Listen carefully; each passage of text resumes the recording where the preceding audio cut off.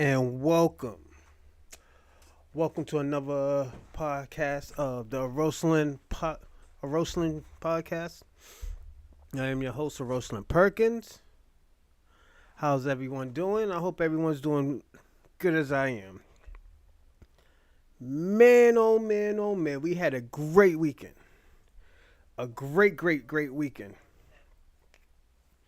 I hope you enjoyed that show like I enjoyed it. The Kendrick Lamarput. We will be talking about that soon.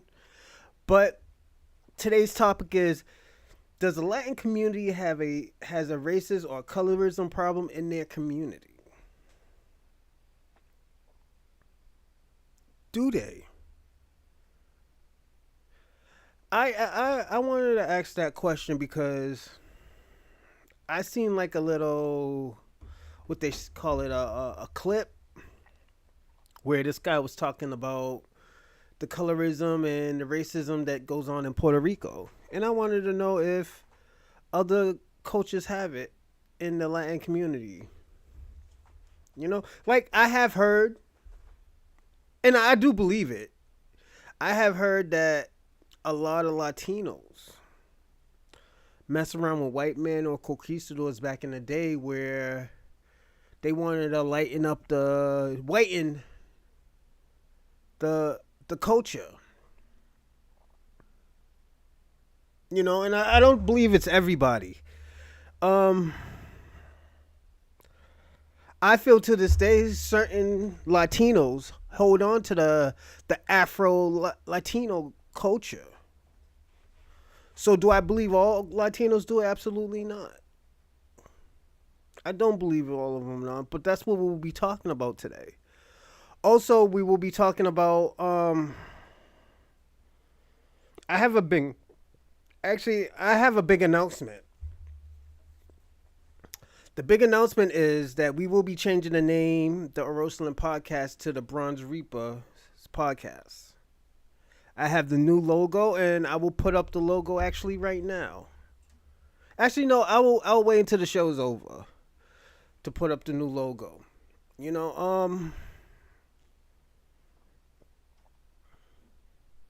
The reason why we're doing this is because we're rebranding, and I think it's a great thing. The reason why I think it's a great thing is because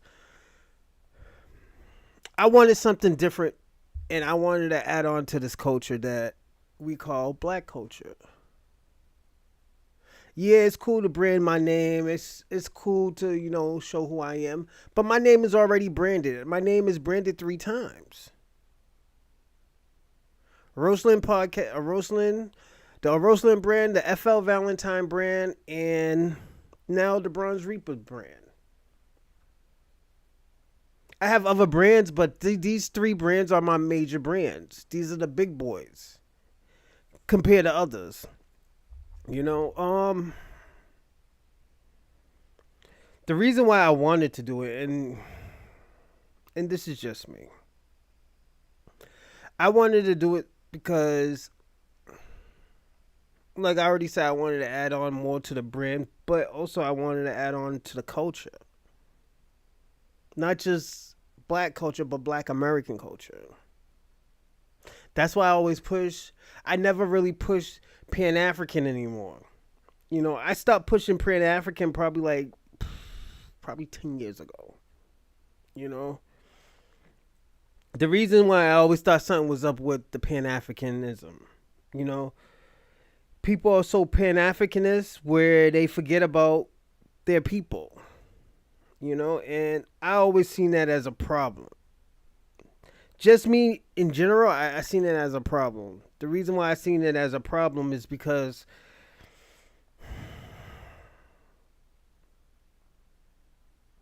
we're loving people that don't love us. We're supporting and taking care of people that don't support us.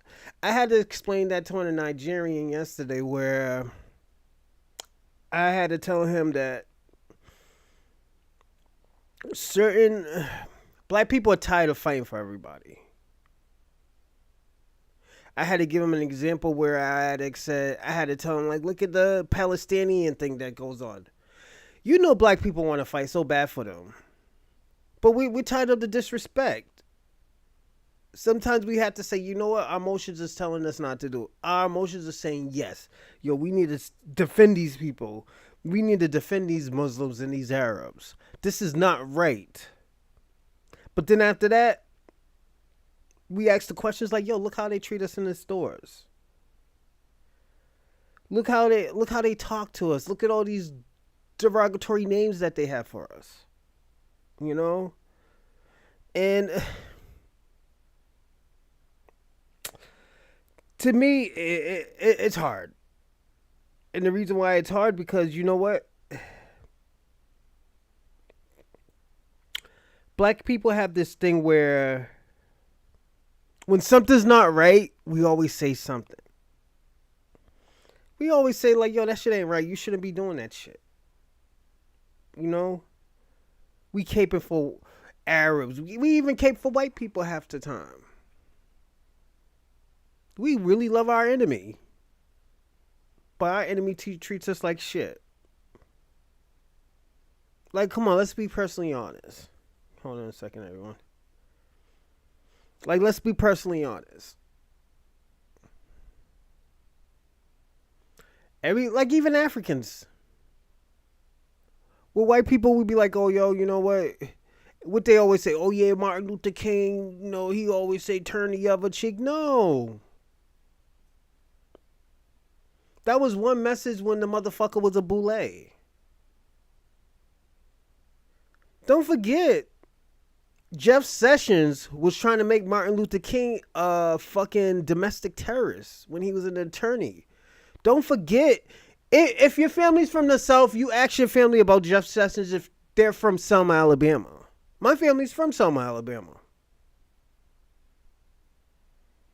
I have friends that's still in Selma, Alabama. I have love for Selma, Alabama, even Tuscaloosa. But I know they would say like, yo, them white boys, they always have something to say about us. Let me tell you something. Some of those places in Alabama, and I'm going to be personally honest, some of those places in Alabama is still like the 1960s and the 1950s. White boys will stop your car and say, what are you doing around here? All jokes aside. You know? Hold on a second. Yeah, it's sad, but, you know, that's our reality. You know? And I want to say this. I know I was on X. I know, what's my man? Bobby was on X. Wilding out. Talking about, oh, yeah, you know, because we, at this point, certain stances, me and Bobby have the same stances. When he be wilding out, he just wilds out. Me, I don't wild out like that. You know, I try to have some type of, what they say, conform, some type of like structure. You know? But, oh shit. Give me a second. Everybody, hit the like and hit the share button. Hit throw it on X, throw it on Twitter, throw it on everything, and it will actually help the algorithm for me. So please do that. So I don't want to say, oh yeah, I got that Elon Musk, yada yada yada, trying to toot my own horn. That wasn't my stance. My stance is where I guess these white farmers that are in South Africa, and I guess there's a revolt happening. So with these revolts and stuff, sometimes people will die. Sometimes these people will get run out of their own property. But at the end of the day, we also have to look at it that these properties that they were inherited wasn't their properties in the first place. You know, I'm not trying to be divisive. I'm not trying to be disrespectful, but y'all white farmers in South Africa, that shit wasn't y'all shit anyways. Y'all stole that. And I'm gonna say this also to y'all, the black South Africans. You see how I defend y'all right now and say like, yo, that's not their property in the first place. Black people never got that shit from y'all. When black people were going through all this crazy shit that was in Africa, there was only one person that defended us, probably two people that I know defended us in Africa. Mandela and Fila. All y'all other niggas, y'all just reap the benefits. There are probably a couple other motherfuckers, but let's be personally honest. Y'all Africans, y'all don't defend black Americans when they're going through a situation. So I had to go on Elon Musk and tell him that, like, yo, in your country, first of all, that shit wasn't even your shit in the first place.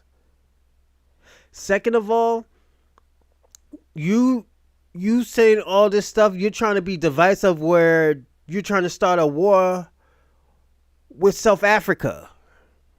That's what Elon Musk is doing. I was always against Elon Musk, and the reason why I was always against Elon Musk, because we already know he's a racist. He's a pseudo racist, but he's a racist.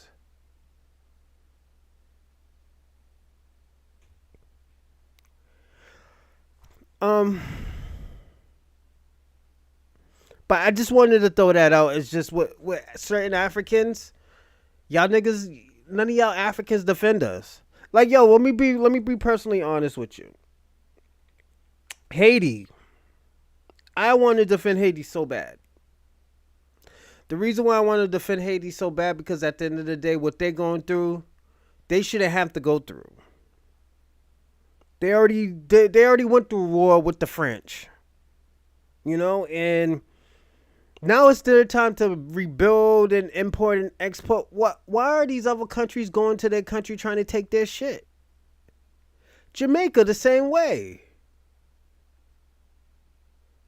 If Jamaica was smart, and I'm going to be personally honest, if Jamaica was smart, they should try to get independence in a division from England. It will be hard, but at least they'll have everything that they work hard for. Instead of being taxed by Englishmen that do nothing for them. Put it this way, when they were at war with the other people, only thing they did was send in a white politician to take their shit.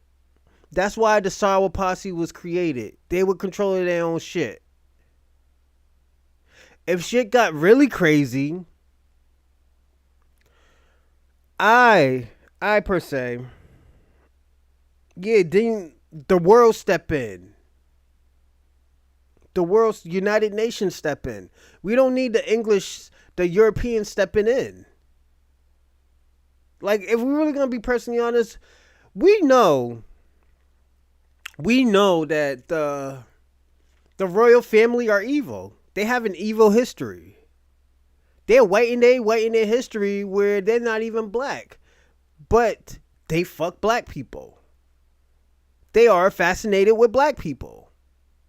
They have fetish for black people. That's why I was at Prince Andrew getting caught up in all these fucking minor shit. And Prince Harry don't want to go home. He want to mess with his little high yellow mulatto wife. The other niggas married to a fucking Trinidadian. Is that telling you a sign? Yo, I'm going to be personally honest. I wouldn't be surprised if the royal family goes back black. Like, let's be personally honest. When you got the name Europe, it came from an African queen, Europia.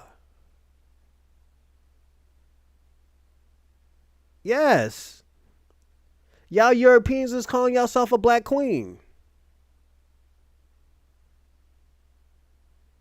I'm just being personally honest. The Moors ruled England for years.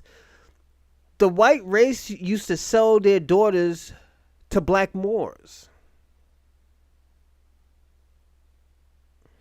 And it wasn't because, oh yeah, it was slavery. No, because they were royal. They were royal people. Moors are royal people. You could tell by. Let me tell you something. Let me ask y'all a question. Why you think in America all these women are going after black men? Not just any black man, a black American. We have the greatest genes. You go to England, they going after all the Caribbean men. Yes, they are a part. A lot of those people were a part of slaves, but they have a certain genetics too because they were mixed in with us too, with Aboriginal black people. I always wonder, and this is just how my mind works. Do you think in these Caribbean countries and these Latino countries, there were two different types of black people? There was black people that were enslaved, and there was black Aboriginals. That's why some of these people have certain different types of textures of hair. You got some that are really coil, and there's some black people got coil hair. My hair is coiled curly hair. Like my son got curly hair. But my son his mother's Cambodian or Lao, one of them motherfuckers, I don't know. But you gotta look at it. My son's hair like mine's. My daughter got coil hair.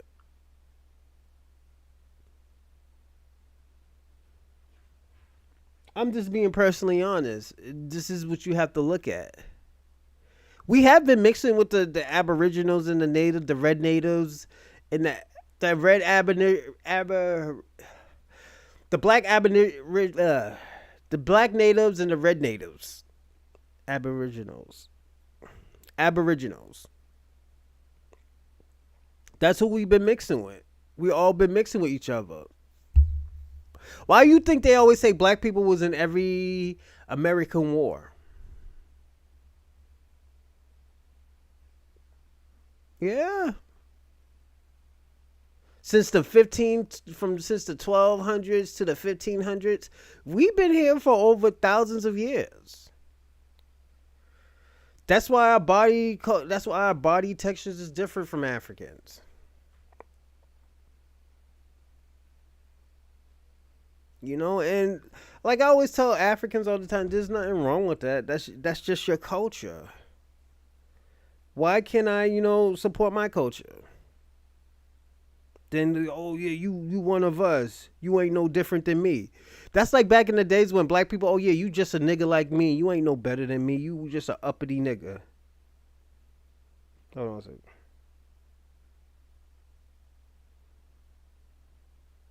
It's. I always tell people this. That's one thing about black people. We love everybody. We love everybody so much where it's just sometimes we forget about ourselves. Now that we're not forgetting about ourselves, this bullshit happens. And let's talk about the subtitle before we start really talking about the main topic. The subtopic is, what did we think about the Kendrick Lamar Super Bowl halftime performance? I always want to start off as if you know, you know. But I can break some of that stuff down for you. The reason why I say if you know, you know, because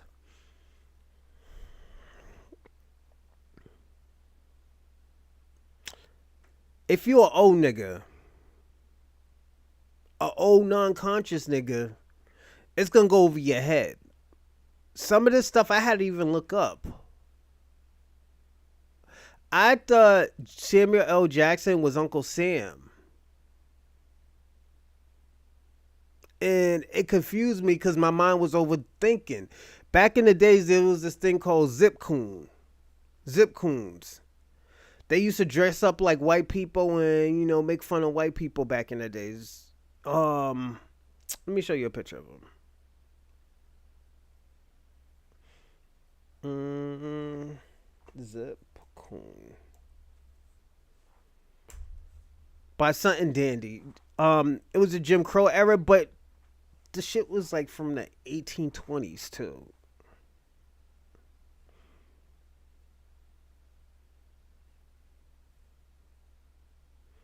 This is what I got when I looked at it. A zip coon. You know? I think, yeah, we could call it Uncle Sam,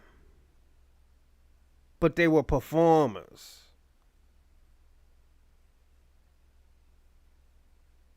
This is a zip coon. Give me a second, everyone. Let me fix my joint.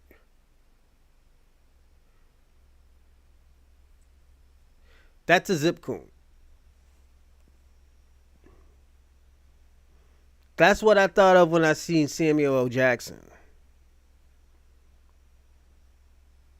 Sometimes it was like black people dressing up as white people and stuff and entertaining black people, you know?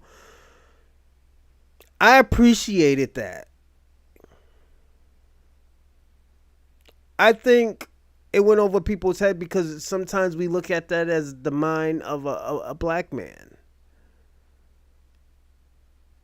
I thought it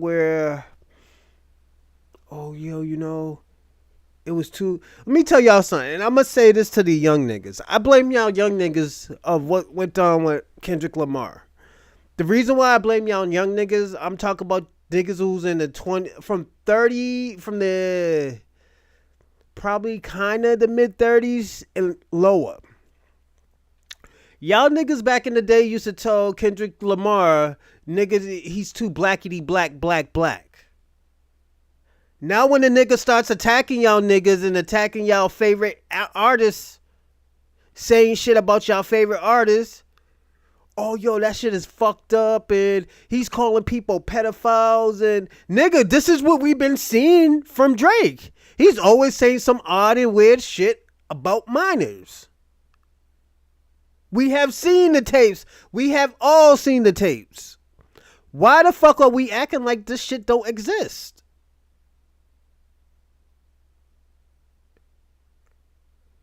Do I think Drake messing with a minor? I don't know.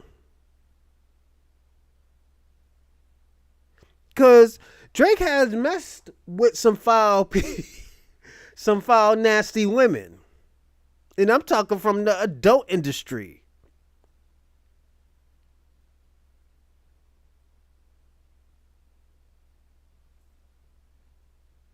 Has a lot of them did? Yes, absolutely. But at the end of the day, this isn't about everybody. This is about you. You put yourself in that limelight. If you didn't like what was going on, if you didn't like what was said, why put yourself out in that situation? You would have been better off just not even saying anything. That's what I personally think. I think you would have been better off not saying anything. And let Kendrick Lamar be Kendrick Lamar and let him take side shots at you. You took the bait. Niggas probably told you, yo, don't fuck with that nigga. That nigga, he sends subliminal shots at me all the time, my nigga, and don't take it personal. Nigga, you took it personal. It's like, yo, I can beat this nigga. I could beat him. He ain't that good. He can't make hits like me and stuff like that. And nigga was making hits. The nigga didn't want to make hits like you. You made him make hits. Y'all young niggas made him want to make hits like that. That's why we're talking about GNX now. This is why we're talking about the Super Bowl. This is why we're talking about the Super Bowl.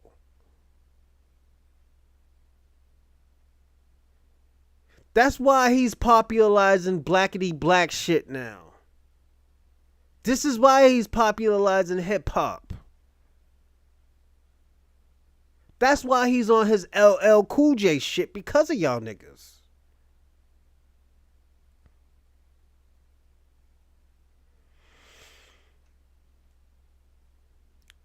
I'm not mad at him now. I can't be mad at him because you know what? Y'all egged the nigga on. Y'all egged the nigga on. And every time that nigga does the song, all he has to do is freeze the song at that one part where nigga said A minor. And what. And niggas, everybody will say it. It's becoming like it's automatic. You got other motherfuckers who don't speak English saying A minor. Like Drake, you can't... I'm going to say this to everybody. The nigga, when people... I'm going to tell y'all this. When niggas used to always say, oh yeah, my nigga's an open book, yada, yada, yada, this and that, yada, yada, yada. Oh, he's an open book, he'll tell you anything. I don't believe niggas. I don't believe that open book shit. If you telling me you are an open book and you have to tell me that you're an open book, I don't trust you. I think something's weird.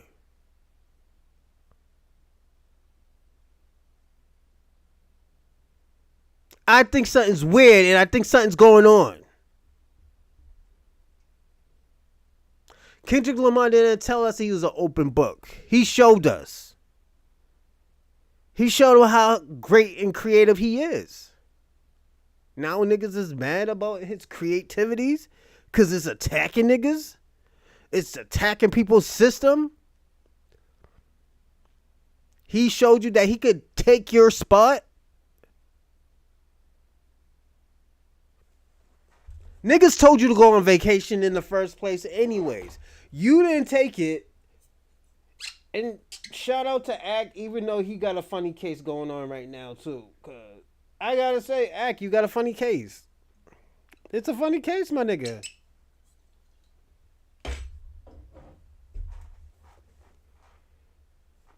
It's a funny case.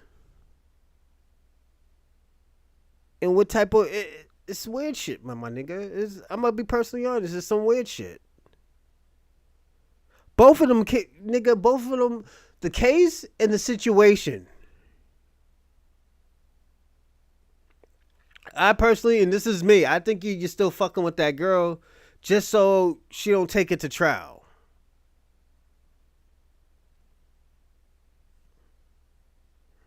Oh, jokes aside, I think you're doing that so she don't take it to trial.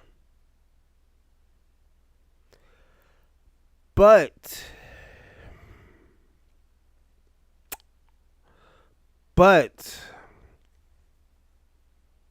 you might actually really love her.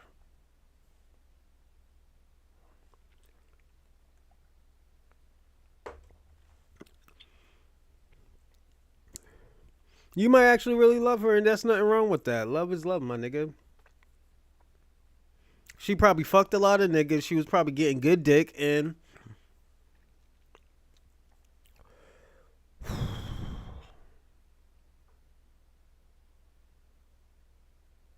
yeah, it's just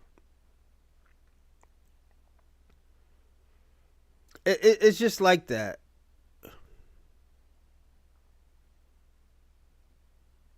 It's just like that.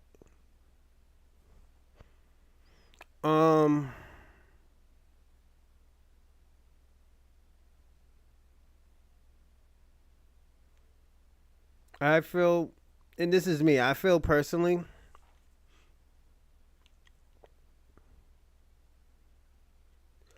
I feel like you shouldn't have to go so hard for Drake.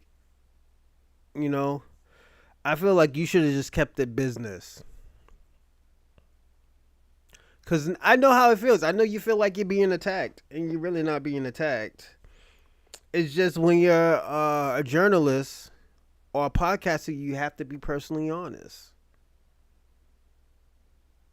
Like, niggas probably have great personal conversations with you and stuff and very genuinely like you, but at the end of the day, they have to say the truth.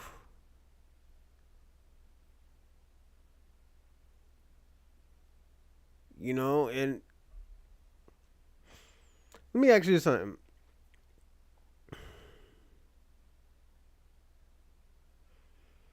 I know how it feels to get, aggressive criticism of what you're doing. And to me, it sucks. Because at the end of the day, they're not saying that what you're doing good or what you're doing bad. They're saying that, oh, yo, you're fucking up right now. My nigga, you shouldn't be fucking up.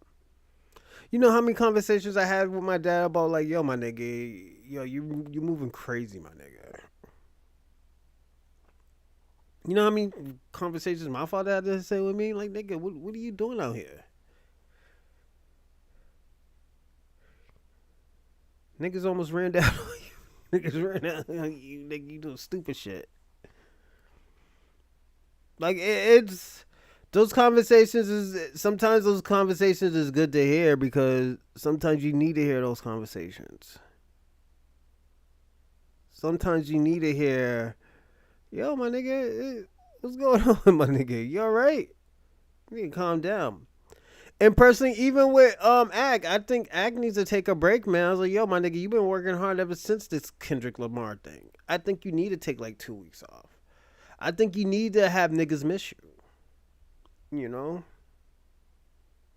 you just attacking Kendrick Lamar and trying to make the nigga look bad. Yo, you look 3 times worse for trying to make this nigga look bad. He looks 2 times better.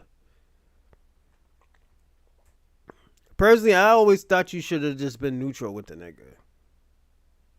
You know, because also I don't think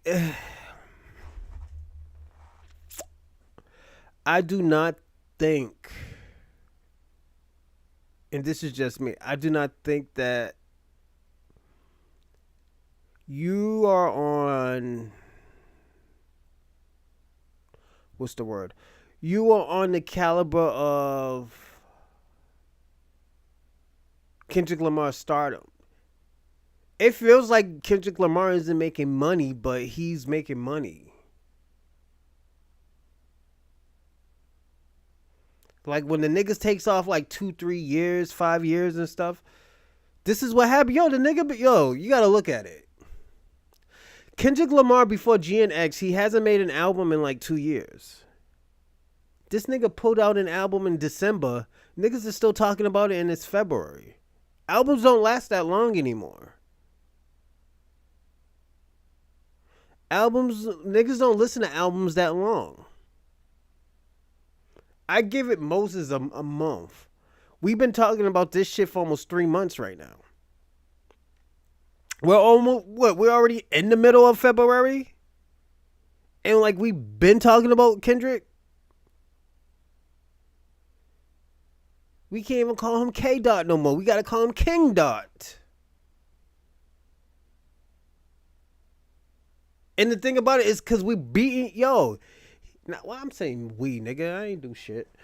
He's beating everybody. And all them niggas who said all the crazy shit about him, he's winning on them. He's winning against them. He's winning. He's winning. And he's not even talking like gangster shit. This nigga's talking fly shit. That's why I always say to people, like, if you didn't like this performance, then you're just a hater, my nigga. I think, put it this way, I think this is a top 5 greatest performance. We have to put it that way. When we tell you why? Because, if you, like I said, if you know, you know. It's not going to be dumbed down to you. This is some shit like, oh shit, what is this nigga trying to say to us? The nigga got the Squid Games. I was thinking it was a PS5 controller, my nigga. The X, square, circle, and triangle. Some nigga had to school me like, yo, my nigga, that's the Squid Games.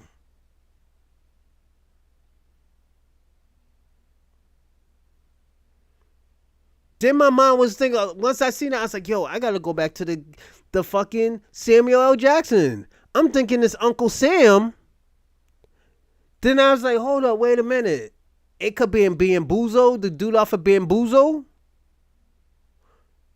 or it could be zip coons. When black niggas used to dress up as white people. And you said, yeah, you know? Something Dandy, too. I forgot Jim Dandy, I think the man's name is. Like, this shit been going on since the 1820s.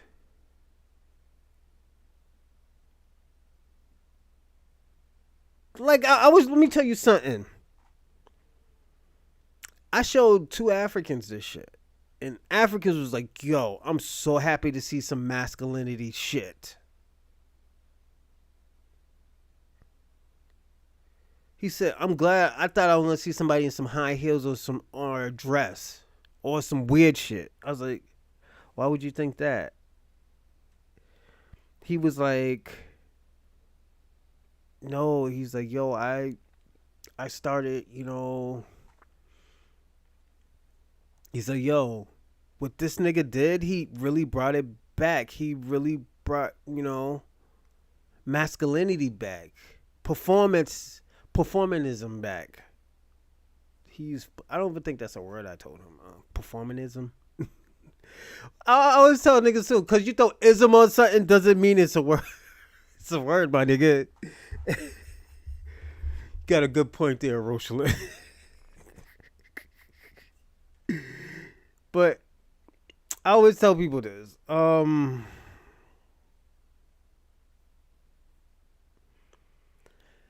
You always got to be careful with certain shit. Then after that, you got to listen to what Samuel L. Jackson was saying. And you know, you always have to have and this is why I'm going to say one thing. What fucked it up was that Palestinian nigga who wanted to make a fucking protest. All y'all protest niggas from Palestinian, y'all going to make a lot of enemies where black people are not going to want to help you. I'm going to say that. Y'all Palestinian protesters, y'all did that shit on Black History Month in front of black people who were trying to show their culture. Them niggas was your biggest supporters.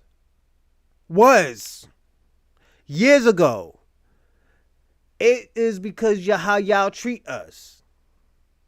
Even y'all protesters and y'all liberals, the way how y'all treat black people, y'all liberals, is fucked up. I heard fucked up shit from liberals. Y'all were not innocent. Cause y'all niggas like black dick and y'all will admit that y'all like black dick, or some of y'all niggas like black, some of y'all white boys like brown sugar. Don't mean shit. And I'm gonna say that. And the reason why I'm gotta say that, because at the end of the day, y'all could be as racist as fucking the conservatives. And this is why I had to say, is like, yo, are black people by themselves? These are the questions I'm asking. Is black people by themselves in this war that they're going to get in America? Y'all motherfuckers undermine us. Y'all talk crazy about us. Y'all call us ghetto. Then y'all created the ghetto. Y'all live 3 times worse than us. Like, are we serious? All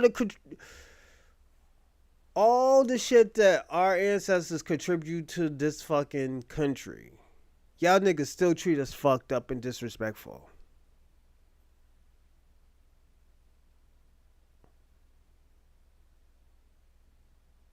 Y'all do. Like, that's why I always say all the time, I don't give a fuck about Donald Trump. I wouldn't even give a fuck about Kamala if she was the president.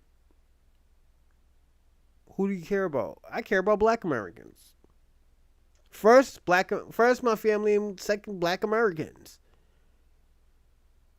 It will always be like that order. Would I turn on black Americans? Absolutely not. I would never I turn on them on my family. But if you try to sell me out, I got something for you, my nigga. You're not with us. I will sacrifice you, my nigga, if you're not for the people.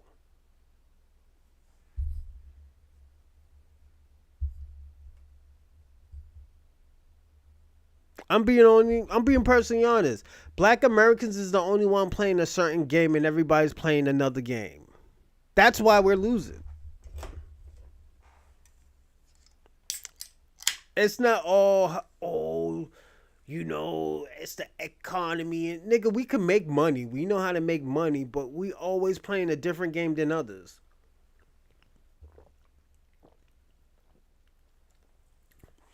Niggas talk about loyalty and honor and yada yada yada. Don't people who come to these countries don't care about loyalty and honor. Other motherfuckers don't care about ethics. They really don't.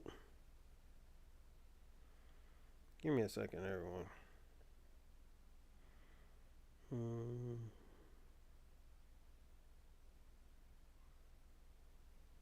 This is my job. Give me a second.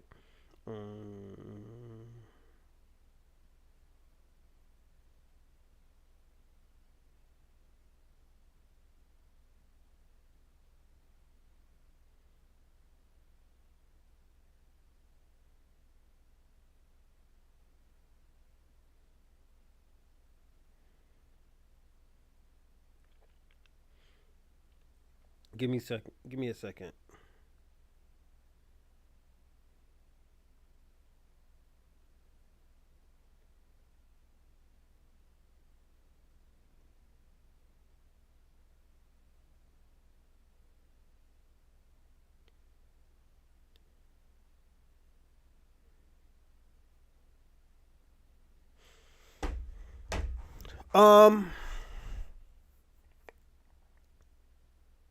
I just told my director I'm gonna call her in a few.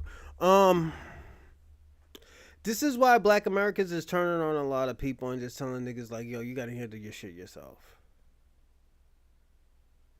Like this generation right now, we're really waking up. This is the real black era because we're waking up and we're saying like, yo, you know what? We're gonna move on with our ancestors where they left off at. We're holding the flames now.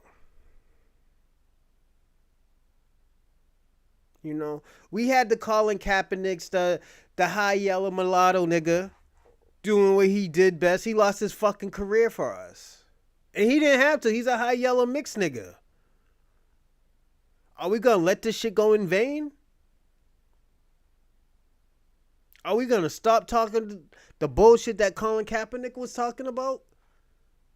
All I know right now, everything that Colin Kaepernick did, he did, and you know what? He deserved everything he gets. Nigga lost his career. He lost his career. He got himself a $20 million Nike deal. He got himself a settlement from the NFL. Few niggas did. But I'm going to say this. All these other people, these small hat niggas, one thing I'm going to say about Soulja Boy is really a cap. He's really a cap. But niggas was already saying what Soulja Boy was saying. Nigga, we need to develop our own shit. I feel like this. My nigga, if you're from Atlanta, these Arabs, all these other people should not be coming in here and they getting money. You should run them out of business. Oh, that's how much they getting? Oh, this how much it costs? Okay, yo, this is what we're gonna do. We're running them out. They're going out of business.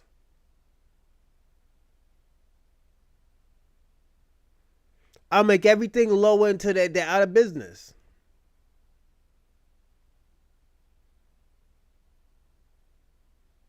I'll take that loss first, but yo, we running these niggas out of business. We taking back the black community. Niggas should have been got. Let me tell you one thing. There's this book I'm gonna start reading. It's a Claudia Anderson book. Let me see if I can find it.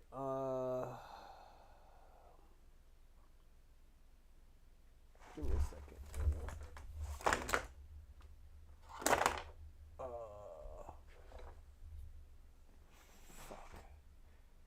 you notice, I got mad books over here.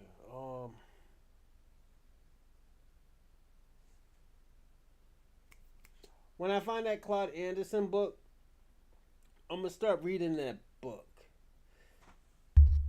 There's a way where you can get white wealth.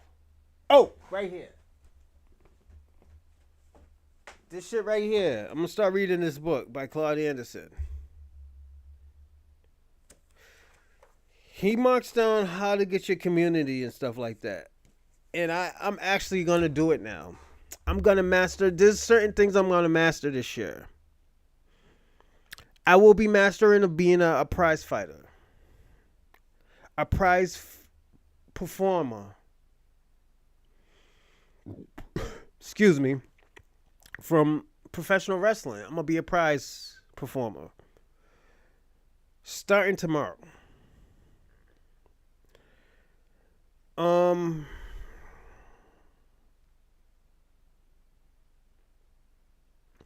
The reason why is because I want to wrestle a lot, but I don't want to wrestle too much.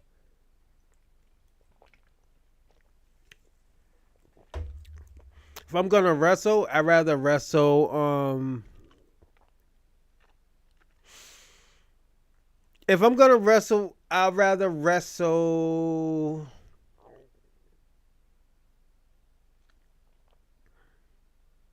Not big matches, but great matches. I'm gonna be 40 this year. Do I feel old? No.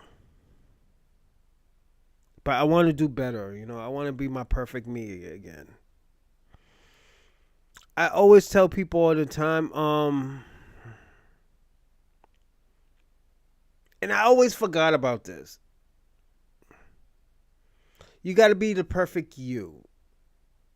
This isn't a race thing. This isn't a culture thing.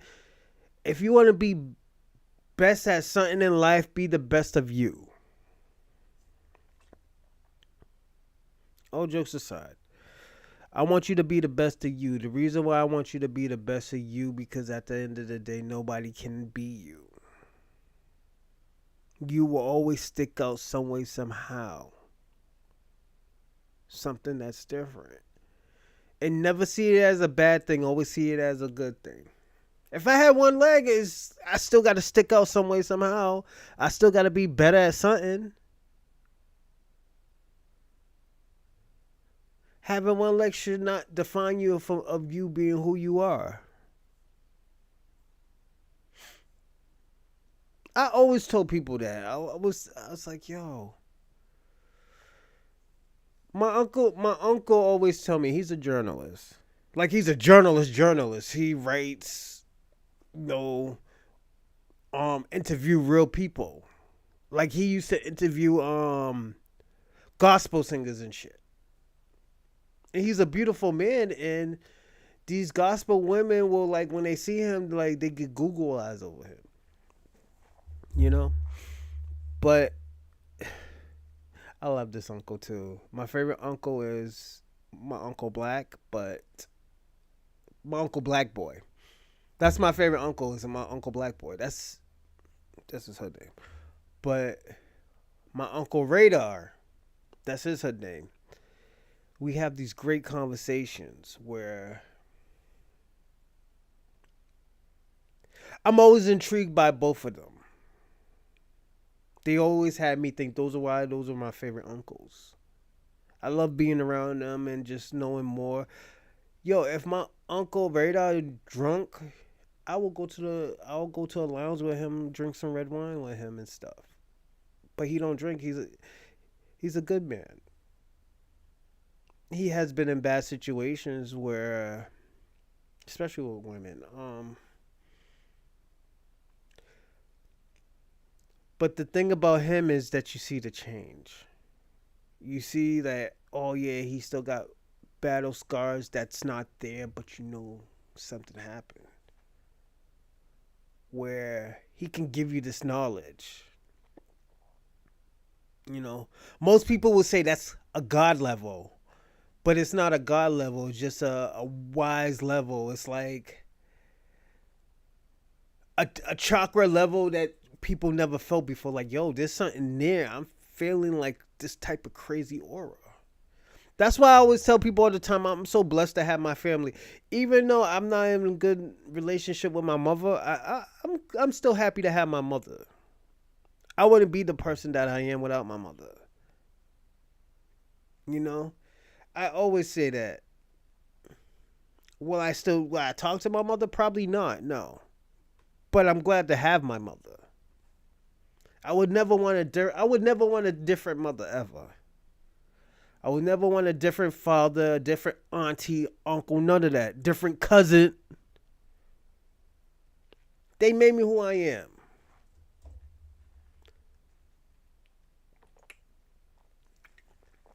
That's why I always tell people all the time, I appreciate my mother. I might not like what my mother have done in the past and even in the present, but I love my mother. You know, it's just our relationship is difficult. It's a different situation that I would not get myself into. You know, it is what it is. It is what it is, you know. Like I had a mother for 30 years. I'm good. I'm almost 40. The fuck? Why would I care anymore? It's just like, yo, let my mother live her life. You know, live your life. Go and live your life. Don't worry about me. I'll be fine. I be on shit like that. And the reason why I be on that type of shit because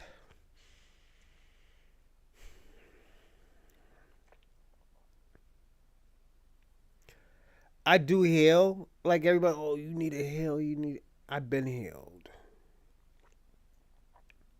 It's just, I guess this is like PTSD of healing. It's just, I'm not going to go through that shit no more. You're not going to have me out here looking crazy. You already had me out here looking crazy. You already said crazy shit about me. No, nigga, we're not doing that no more, my nigga. We're not going to do that. I'm not going to entertain this shit. I don't have time to be entertaining this shit. I got kids, man. I got rest of mine. Give me a second. Is it 4:30 already? It's already 4:30.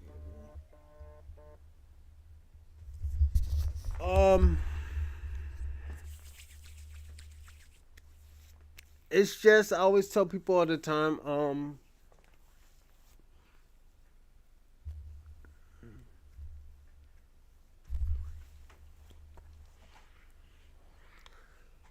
sometimes you just gotta accept things for what it is. I know sometimes it might not be a good thing, but sometimes you just gotta accept it to move on and have a better life.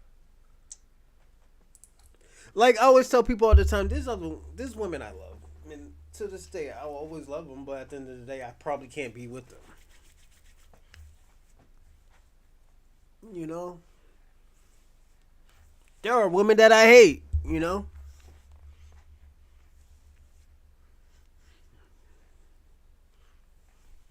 you know. It's not a good thing to hate women, but you know, some women bring that shit out of people where it was like, yo, you know, I can't stand this bitch, man. This bitch get hit by a car the next day. She deserved it. Just it is what it is, you know. I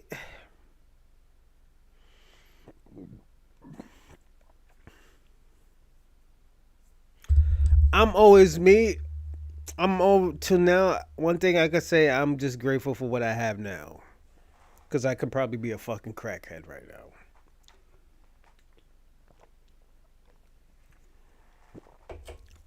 And sorry if I was rambling on, but this affects with the Kendrick Lamar shit, where if you look at it, it's just like, yo, this shit is game over.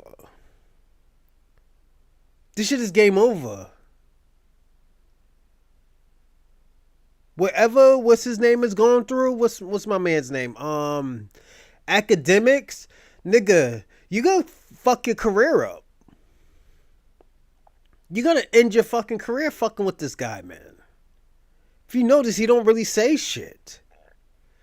Most of his moves is done by fucking people's careers up. And let me ask y'all a question. I think, and this is just me. I think Whack 100 knows more than what he's telling academics. Mm-hmm. I know niggas like Whack. I remember somebody stole my fucking phone. There was this guy. I was like, yo, you see my phone? Oh, yeah, I know who took it, but I ain't gonna say anything. All right, I got you, my nigga. I got you. Nigga got shot the next day. I knew who shot him.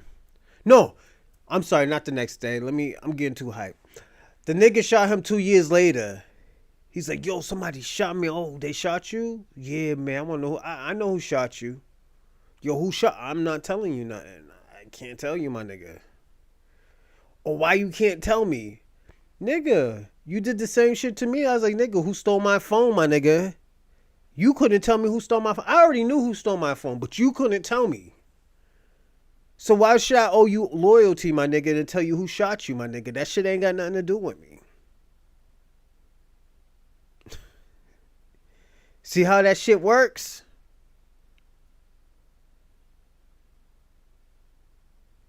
That's why you look at 50 Cent. 50 Cent is mad because 50 think everybody owes him loyalty. Oh, yeah, I put niggas on that. No, nigga, you did a business deal, my nigga. 50 was fucking around with business. Big Meech is a businessman. Big Meech is in a gang member. Well, BMF is an organized gang. But he's not a gang member where he has to show how masculine this nigga is. We already know how masculine and business savvy this nigga is. That's why I always say all the time, gang members hate on business niggas. You know, the dough boys, you know, if you're a dough boy, my nigga, you shouldn't be gang banging. I always tell niggas that. You pay for niggas to gang bang for you. You put in your work now, then after that you gang bang. You put in your work now, then you don't have to gangbang anymore. You just got to make it out of it. You know?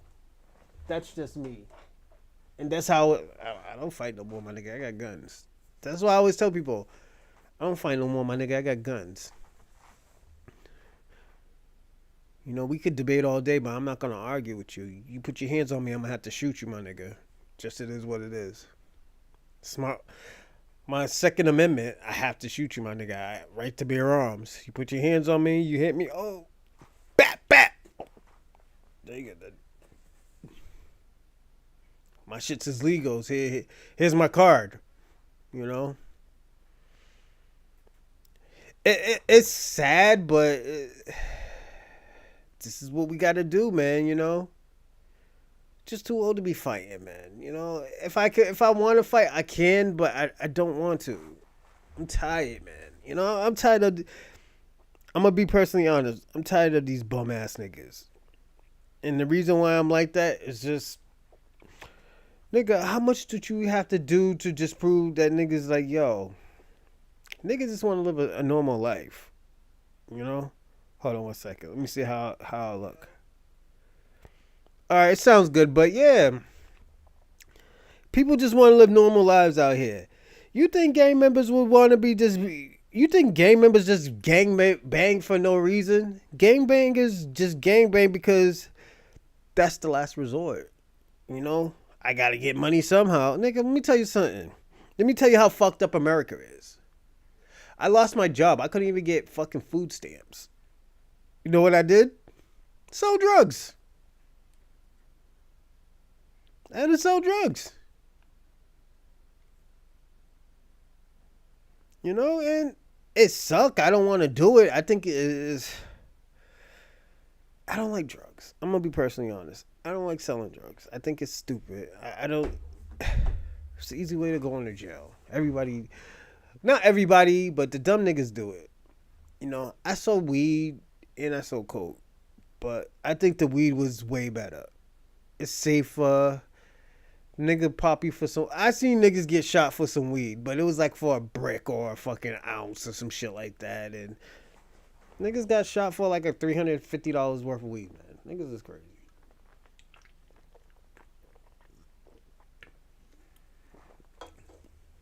No, I think it's stupid. But I'm gonna land here and say this. Kendrick Lamar, if you don't like it, you're just a hater, my nigga. Even if the playlist was out, it was still dope. It was still creative. It was still a story. We're still going to be talking about it. We're still going to love it. You know? It's just, Drake, academics, just take the L, get over it. Go back to being friends. Go back into making great music, my nigga. Just say, yo, I got no beef with him. Yo, he won, my nigga. He beat me. Pusha T beat me. Nigga, it comes with the territory. This is battle rap. That was battle rap. Like, my nigga, he can't get mad. It's just a part of it. You know?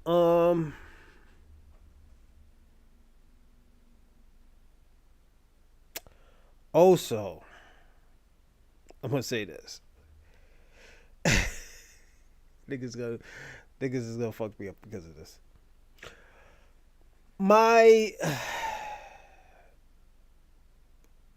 I loved it. I'm gonna give it an A plus plus. Reason why I give it an A plus plus because I love people who tell stories. We got what Kendrick Lamar was gonna give us. Kendrick Lamar wasn't just gonna give us a performance. He was gonna give us a story. He gave us that story.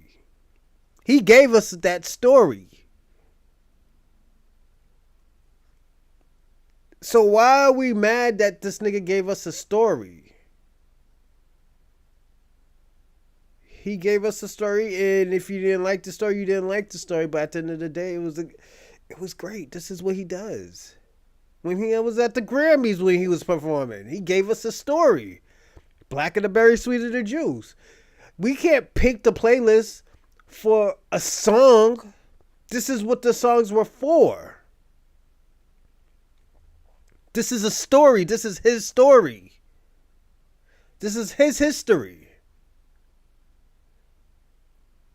This is going to be put as probably top 5 greatest performances. We always going to say Michael Jackson and Prince. We might even throw Dr. Dre up in there, maybe. Maybe.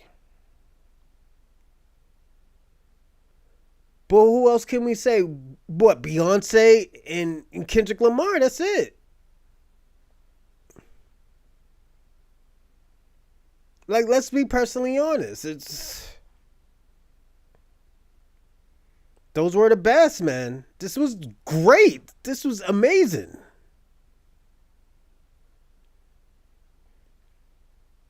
So I'm going to land there with that. But let's get into the topic. So the topic question is, does the Latin community has racism and a colorism problem? You know? In their own community. I've been hearing shit like that for years. And the reason why I say I've been hearing shit like that for years is because, give me a second, everyone. I gotta,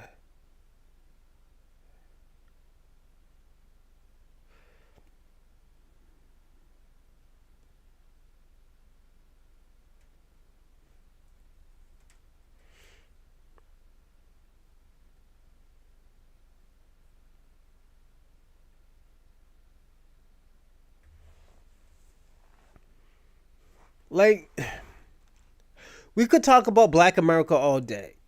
We could say how bad Black Americans is, how lazy that Black Americans is, but let's talk about Latino culture.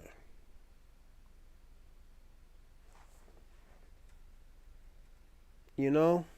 Give me a second.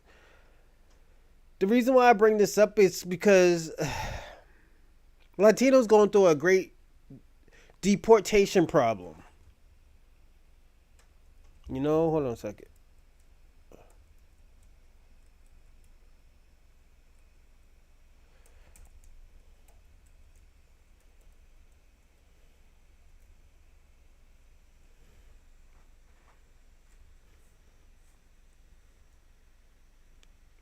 Hold on a second.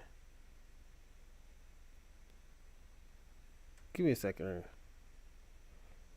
Just give me like 30 seconds.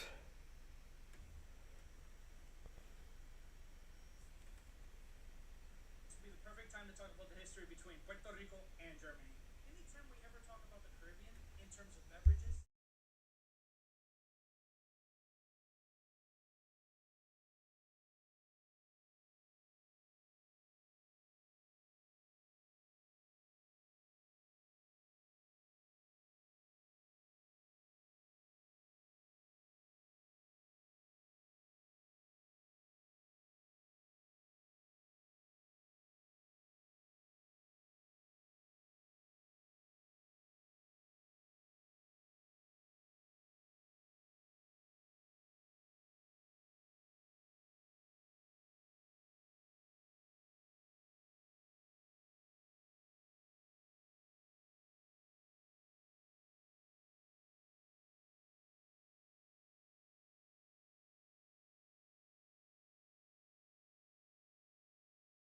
Sorry, everybody. Yeah. Um.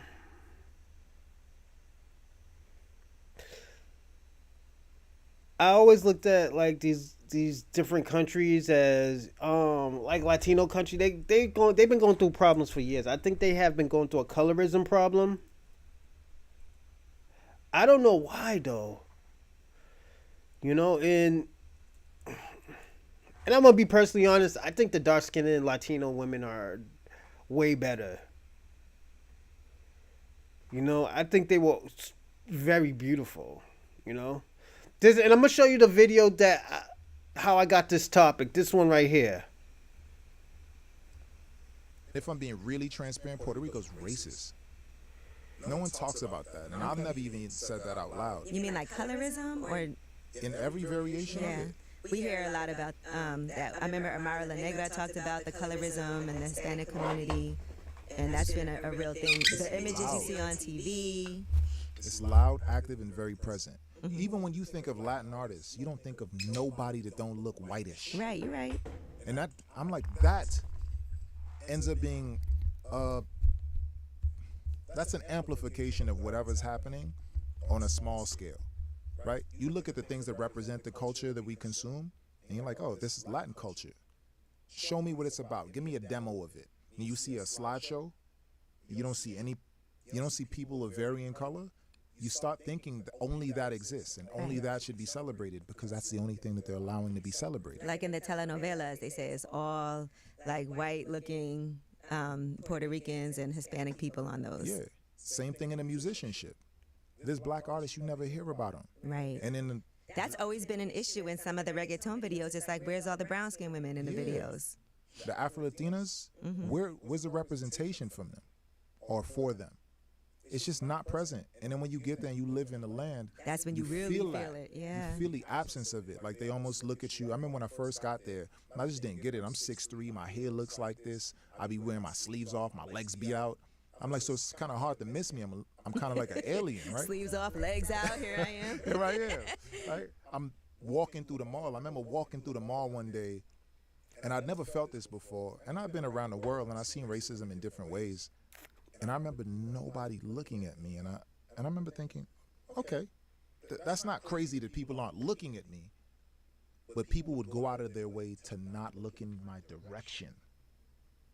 And it took me a while to process. I was like, what's going on here? I just didn't get it. I couldn't, because my brain doesn't default to, they don't love me because of the color of my skin. Right. Because my skin is beautiful. I'm glowing. If I'm being really See that shit? Let me tell you something.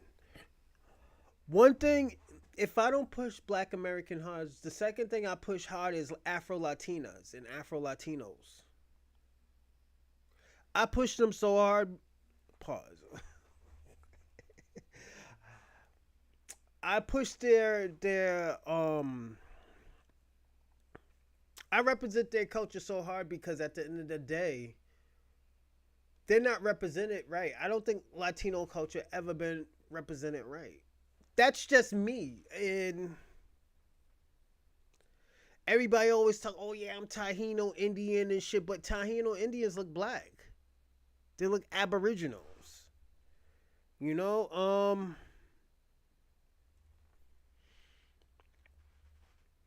I always had a problem with that. And I'm gonna be personally honest, I always had a problem with Latino culture because of that. They don't like black Americans, but at the end of the day, they don't like black Latinos, Afro Latinas, and Afro Latinas, or Latino X, whatever y'all prefer. You know, I always had a problem with that. You know, you know, like Puerto Rico is a beautiful place. Dominican Republic is a wonderful place. But my issue is that they always have this low key colorism, racism demeanor. Like, I'm gonna say this. Talking to this girl who's Dominican, she said, "Yeah, I got Hispanic heritage, but my auntie and my uncles, they were dark skinned, and that's why you see my hair is coil. I have to hot comb my hair, and I'm like in the middle, you know." And I always feel for the Latinas, the Afro Latinas, and the Afro Latinos. I always feel for them because at the end of the day, it's damn if they over here and damn if they don't. That's why certain people. Let me tell you something. Only person I wish that I could have a coalition with personally first is Afro Latina and Afro Latinos. I always wanted a coalition with them because at the end of the day, I know what they go through. Because they go through that shit in their own country. It is what it is. Them motherfuckers, let me tell you something, them light skinned niggas wasn't wearing them braids until them shits was popular in America. Like, let's be personally honest. Let's personally be honest. Like the Fat Joes and all them niggas, they wasn't wearing braids. Let me tell you something. The lightest nigga that I thought was fucking black was fucking Big Pun. I thought Big Pun was fucking Dominican, nigga. I thought Big Pun was Dominican. That nigga's a straight up Puerto Rican. But a hood nigga. All that weird shit that fucking Fat Joe be saying. Big Pun doesn't say that. Big Pun always, let me tell you something. Big Pun always supported black culture. And this is why I always support Big Pun. I'm going to get a Big Pun poster. That's my nigga. But them other shady, weird niggas and stuff like that, no. It's not true. Like we can't keep on lying about this. And I've been told, no, we didn't have no coalition. Like, where did this shit come from? I never heard of it. I heard of niggas trying to have a coalition. You probably had a coalition with some boule niggas. But the hood, nah, nigga, we fuck with y'all niggas. We probably drink a bottle with you or some shit like that. Drink some Hennessy, some Cavassier. It's just like niggas didn't fuck with y'all niggas like that. And it's not that we don't like y'all niggas. It's just like at the end of the day, we know how y'all feel about us. Even all the coaches, we know how y'all feel about us. And like we say, it's all right, my nigga. You feel how you feel. I'm not going to be like, oh, well, I don't know why he feel this way about me and stuff like that. I thought I was nice to him where, you know, he wouldn't feel that way. No, them niggas is always going to hate us. But the only thing I worry about, and this is why I always tell people, my children's mother's sister's boyfriend. I always tell her I would never go to Puerto Rico. I don't want to go to Puerto Rico. It's not that I hate Puerto Rico. It's just I know they got an anti-black thing. I don't want to go there, man. It's not saying that I don't like it. It's not saying that I would never go, but at the end of the day, it's just I know how they feel. It's very young. I get uncomfortable very fast. I get uncomfortable very fast because I know how certain people feel. You know? Like, let's be personally honest. There hasn't really been like a black Puerto Rican artist, like black looking Puerto Rican artist in years. Since I think Diego. Since Diego. Nigga had an afro, nigga. Yo, he was lit. He was lit. And shout out to Puffy. Puffy's half Puerto Rican too. Most niggas don't know that. His grandmother's Puerto Rican. I think, is it his grandmother that's Puerto Rican? I think his grandmother's Puerto Rican.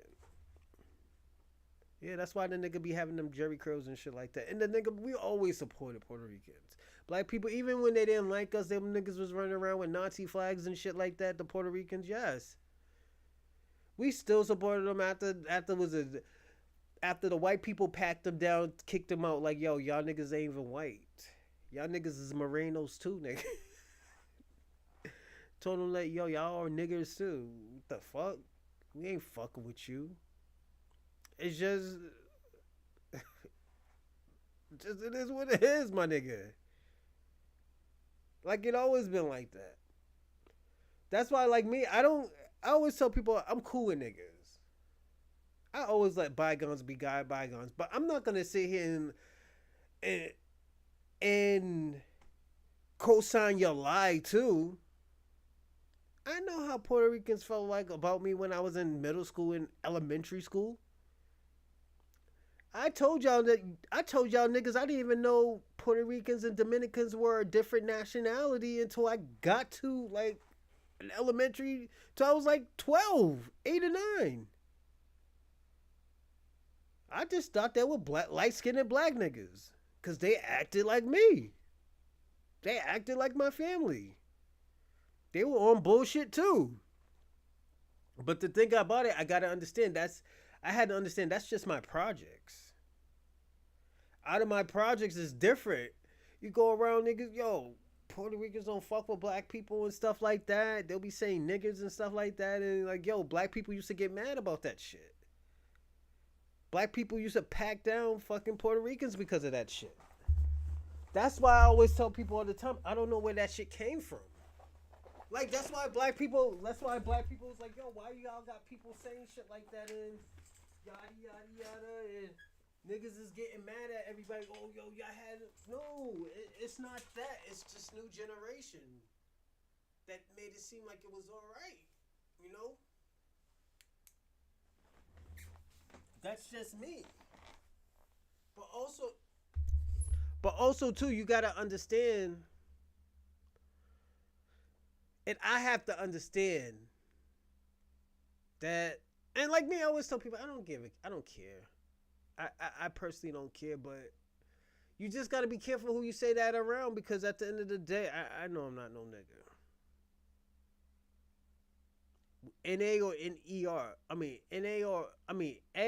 ER. I'm neither. I will always be a black American. But I'm going to say this. I feel, and this is just me, I feel that there has always been tensions between Latinos and Afro-Latinas in Afro-Latinos community. There has always been a tension. Even in Dominican Republic, even in Cuba, Colombia. Like, don't forget, Fidel Castro, when he came to America, he went to Harlem. He went around all black people. He fought for black rights. He fought for African rights. That's why people didn't like him. Yes, he was hard on his people, but at the end of the day, if you want the best, you gotta put people on a higher pedestal stool. Like, yo, my nigga, this is what you gotta do. You gotta pay the cost to be the boss. We're Cubans here. This is how we had to see it. That's how he seen it.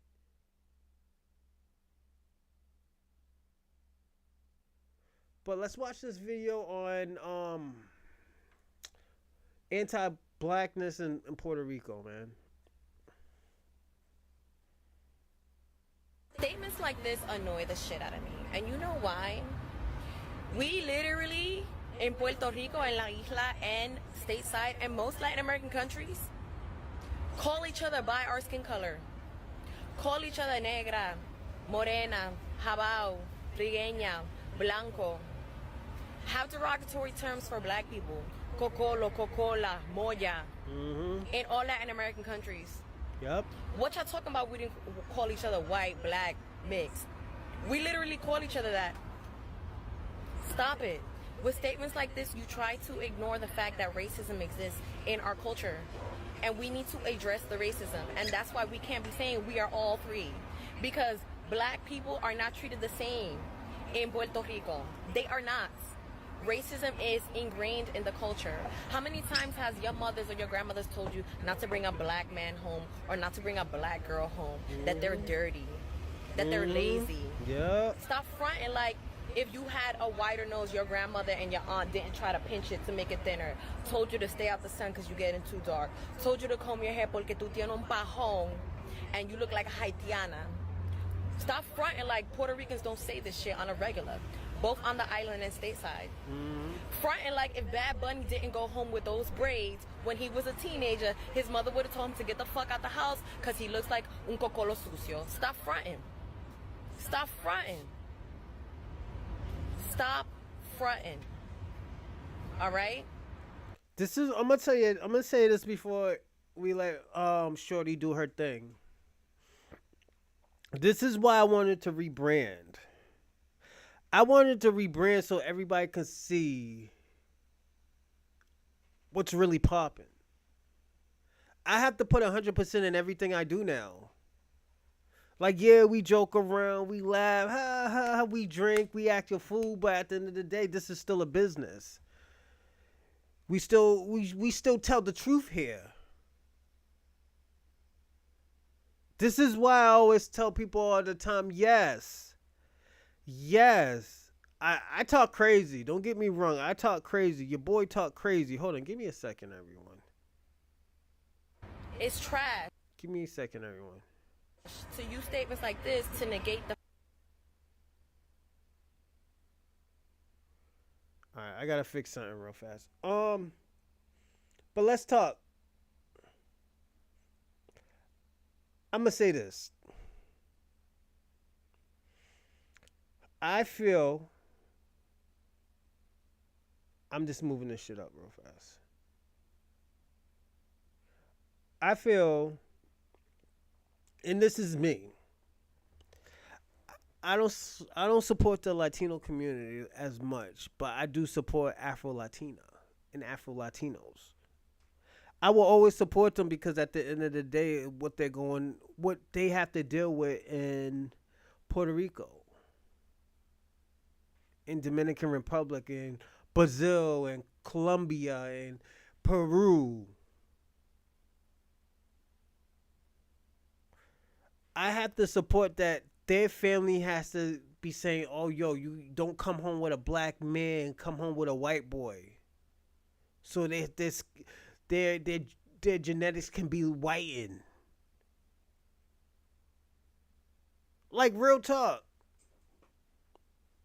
This is what has been told to me. This is what I have experienced with certain Latino women. Latino women loved me. It's just they couldn't bring me home. As they say, I'm a Moreno, a Cocolo. What she's saying is true. I have dealt with that shit.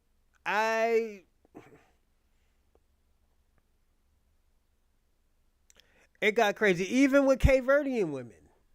I'm gonna even say that even with Cape Verdean women, they say, "Yo, don't bring no black man home." I don't know no Cape Verdean Creole, but I know it's like, yeah, don't bring this nigga home. And I was a preppy boy. I was metro back in the days. I was so clean, dressed well, well put together. Nice guy, caring. They didn't give a fuck. Real talk, they didn't give a fuck. They wanted that white man. The fact that racism exists in Puerto Rican culture. And that is why we must address when we try to use our African ancestry and our African lineage to have proximity to blackness, when really our culture is super anti-black. Alright, punto, period. We are not all three equally. And we are not all treated equally in Puerto Rican culture. There's blatant racism in Puerto Rico and in Puerto Rican culture. Stop the front. That's why I always tell people I don't want to go to these Latino countries. I think these Latino countries is beautiful. It's a great vacation. But just how they treat their own people, nah. I'm good. I'm good, you know, and I always tell people all the time, it's hurtful because at the end of the day, it's not that, I always tell people all the time, it's not that I don't like Latino cultures or I don't like African culture. It's just y'all do things to whiten your genetics or whiten your generation or whiten your culture. You know? You even get black people like that. Real talk. Yo, let me tell you something. There's black people that created inventions. These black motherfuckers white in their generations where you don't even know that these motherfuckers is black. Or that's their great-great-great-grandfather. They reaped all the benefits and got all the money from this motherfucker right here, but they don't want to say, oh yeah, my great-great-grandfather was black. Like, real talk, you get that shit in America. Like, you get that.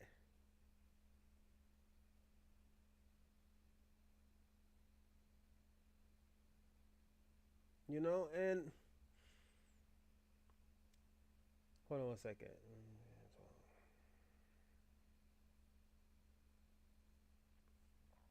Like,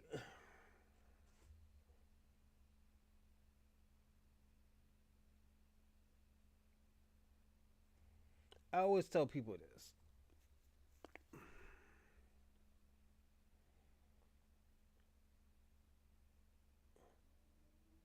I feel like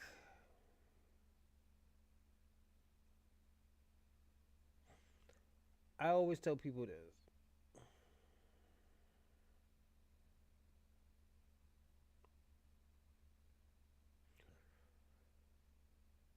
Puerto Rico has a great black culture, black history in their culture. The reason why they're not mentioned is because they don't want to be black until it benefits them. I always tell people that, you know, and like the girl said, you can't be all three. You are what your father is, and I'm going by the Hebrew Israelite standard. You know? I always went by those standards. You are what your father is. I consider Bob Marley a white man. You know? And people get mad about that, but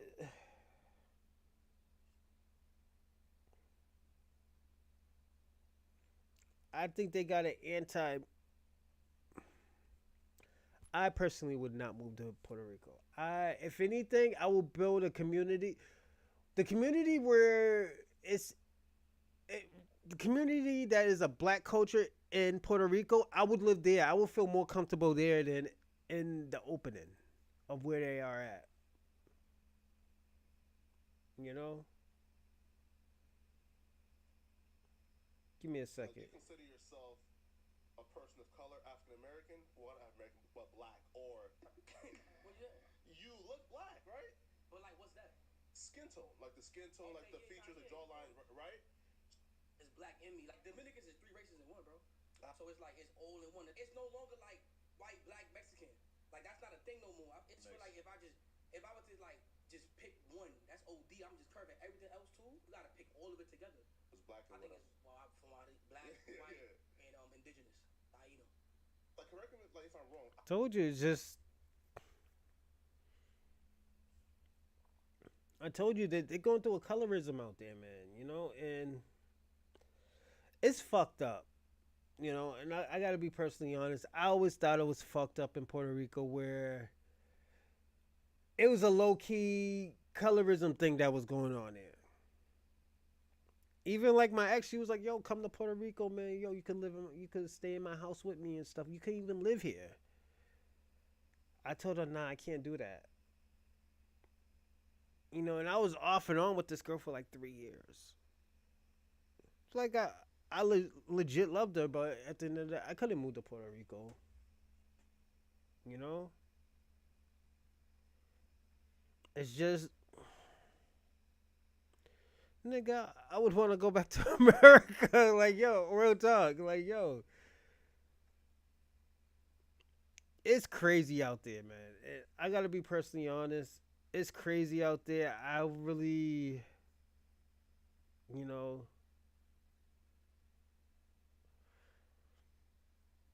I don't know. I just feel like, you know, like I said, I love Puerto Ricans and stuff like that. I love Dominicans, but it's just they are anti-black. Some of them, most of them motherfuckers isn't. And it's not even their fault. It's just they were taught that, you know.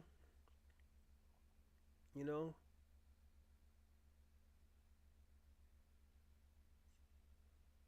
You know, and it always been like that with Puerto Rico. That's why, yo, when them niggas was saying that crazy shit about Puerto Rico and stuff, that white boy was saying that crazy shit about Puerto Rico, talking about it's a floating, was it dumpster, some crazy shit like that. That shit was fucked up, my nigga. I'm gonna tell you this off the strength. I think that shit was fucked up, and I didn't like it. I personally didn't like it, but I couldn't say anything. First of all, it's not my country. Second of all, if I were to say, "Oh, nigga, that's not your country," you know, yada yada yada. Why are you talking amongst us and stuff, or for us and some shit like that? I would have been like, "Oh, all right, my nigga, step back." You know, that's why black people letting everybody handle their bullshit. You know, that's just me. You know, but I always say this: these Latino people be letting these white people treat them any old type of way. They're gonna learn the hard way. And that's just me. They're gonna learn the hard way. Yo, don't let the motherfuckers talk to you any old type of way. You see how, yo, let me tell you something. You see how black people been getting on these white people's asses on how they be talking to them all crazy and shit. I don't let nobody talk to me crazy anymore. I tell you, yo, you're not gonna talk to me crazy. Don't think I'm gonna sit here and let you talk to me crazy. Cause you're not gonna like me. So don't do it. Oh yeah. And I will say the most far out, craziest shit ever. You know, and that's why I was like, yo, like one thing I must say this. It was fucked up that they voted for Trump. Latinos, and the Democrats had your best interest. I'm gonna be personally honest, nigga. Yo, Latino community, I'm gonna be personally honest. Kamala had your best interest, nigga. I'm gonna be personally honest. She had y'all coming in this country. Now this nigga wanna cut the border and send y'all niggas back. I'm just being personally honest. Y'all fucked it up. Y'all wanted to be white so bad. I'm gonna be personally honest. Y'all wanted to be white so bad that y'all fucked y'all own bag up. Y'all was getting like $5,000 a month for groceries. I don't know one nigga that needs $5,000 worth of groceries a month. That's not obese. I know y'all niggas ain't obese because y'all niggas been walking for like fucking months. I'm just being personally honest. Even y'all Africans.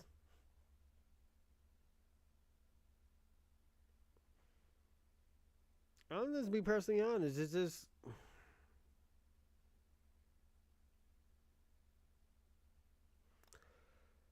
I always tell people this. If I go to Puerto Rico, I will go probably to the Afro Latino and Afro Latina community. The reason why I will always go there because at the end of the day, I consider them still my people. Cause some of them motherfuckers is probably aboriginals. Most of them are probably aboriginals. But at the end of the day, I still have to understand that we have to figure out what's going on in America before we help anybody else anymore. Because at the end of the day, when we helping other people and we get people situated, it's not one hand washes the other. It's just, well, nigga, you gotta do what you gotta do now. It's just like I help you make $100,000. Oh shit, yo, you know what? I need help with this project right here. Can you think you can help me? No, nigga. Nigga, you just helped me make $100,000. You could do it yourself, my nigga. That's what type of shit most people be on. You know, and but at the end of the day, that's the only people like that's the first people I feel bad for, like Afro Latinas, like Afro Puerto Ricans and Afro Dominicans, Afro Cubans, Afro Brazilians. I feel bad for those people. They got to deal with bullshit in their country. They got to deal with their own white supremacy. Because they're not light enough. Their hair not straight enough. Baby, your hair is beautiful. Just remember that. And I'm going to tell you, all y'all Afro Latinas, that your hair is beautiful. You are a beautiful people. Don't ever let these people tell you that you're not beautiful. Don't ever let them tell you you're not beautiful enough. Don't ever tell them like, yo, you got to be light enough. No, baby, you're beautiful, dark. Darker the berry, the sweeter the juice, baby. Remember that. That's what we used to tell black people. Darker the berry, sweeter the juice. When you used to be skin dark black. Like African people think, oh yeah, they call us African booty. Nigga, I was called African booty scratcher and I'm in the middle. My uncle been called African booty scratcher. He's dark as fuck. But at the end of the day, he was dark and beautiful. He was a beautiful man. Don't forget, Tupac was dark. Don't sit here. I'm going to tell you, this is just encouragement to y'all country. Don't ever let nobody put you down because you're dark skinned. That means you're beautiful. You ain't like no other.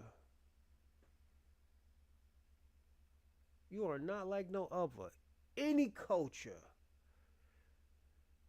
Don't let nobody put you down because you're dark or you're brown.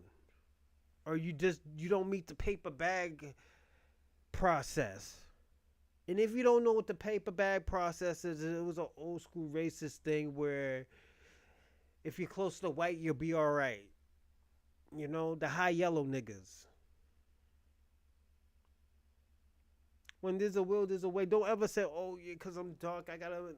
No, baby, you find the way you are. Show your culture. Show that you're, I'm Afro Latina. Be proud to say you're Afro Latina. That's why I like Amara La Negra. I think she is so dope. I think she's a great spokesperson for Afro Latina. Now she needs to find if not a black man or an Afro Latina. What's his name? What's the fucking fake ass rapper name? I forgot my man's name. Safari. Don't follow Safari. He's a weirdo, my nigga. I think he's kind of zesty if you ask me. He's a zest monster, if you ask me. Baby girl, you could do way better. That guy you had that was black, homegirl's brother, that nigga loved you, but at the end of the day, that's probably not your thing. That's not what you was looking for. You know, and it just comes with the territory. It just comes with the territory. I feel like I always felt like Latinos has dealt with a colorism and a racism problem. That's why when they come to this culture, they don't tap in with black people. They never tap in with black people. And I know it's because of media, but also you have to understand that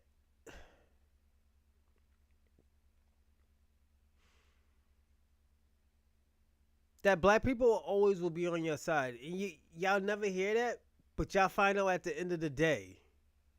Why you think we're so friendly? We'll joke around with you. Oh, yeah, woo, woo, woo, woo, woo, woo. Rice and beans and shit. But y'all gotta understand, oh, y'all rice and bean motherfuckers. Y'all gotta understand, black people eat rice and beans too. White rice and beans. Yeah, we do. Rice and beans, rice and peas. Yeah, black people eat rice and beans. We just be joking with y'all. African booty scratcher. We be joking, Africans. We call our own people African booty scratcher. We just joking with each other. We used to call ourselves tar babies. We used to joke around calling niggas tar babies. As a joke.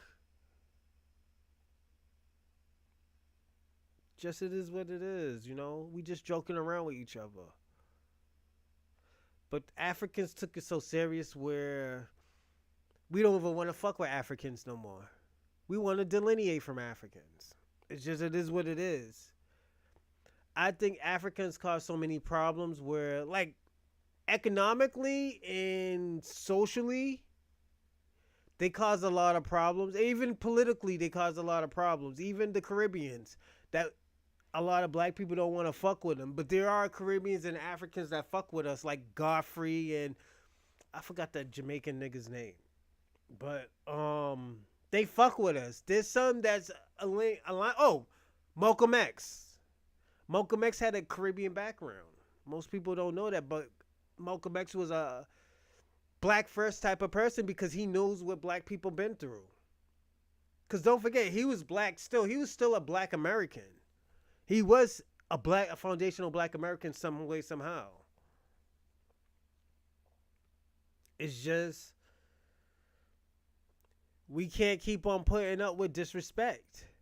This is why, yo, let me tell you something. Why you think you have been seeing a lot of backlashes? Sometimes, yo, back in the days, this shit didn't go like this. Back in the day, most black people was like, yo, that's just how them niggas is. I forgot the white lady's name. She does the test. Jill something. She did the black and white test.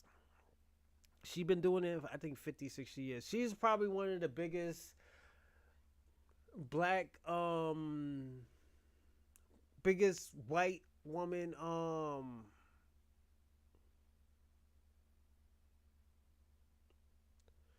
white, supporter of black Americans. Because she knew what we been through.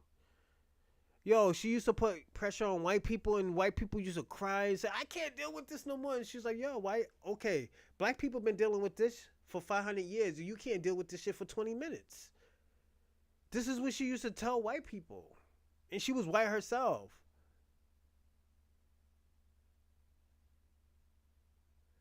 Like, at the end of the day, that shit opened my eyes, but now it opened my eyes, but it opened a door of, what do people think about black Americans? Like these Caribbeans, they could always go back home or they could always say, oh yeah, I'm Caribbean. I'm not from this fucking culture. I don't know what these people are savages. That's why when we point out, like, yo, nigga, look at your country, my nigga. Your country's crazy. That's why I always tell Africans, don't talk about degeneracy. You know? Don't do that. Yeah, you're setting yourself up for failure. I'm like, y'all niggas is going through war right when you talk about degeneracy. A few niggas shot each other, and you can't talk about degeneracy. Even white people, nigga, look in Bosnia. Y'all niggas are getting kidnapped. White people kidnapping people, man, nigga. What? It's just it is what it is, you know. We just got to be honest about stuff. Oh, yo, y'all like my new hoodie, yo. So the baby mama made me buy a new hoodie because she was like, yo, she's tired of seeing my clothes and stuff like that. And I'm getting bigger because nigga working out, nigga, you know.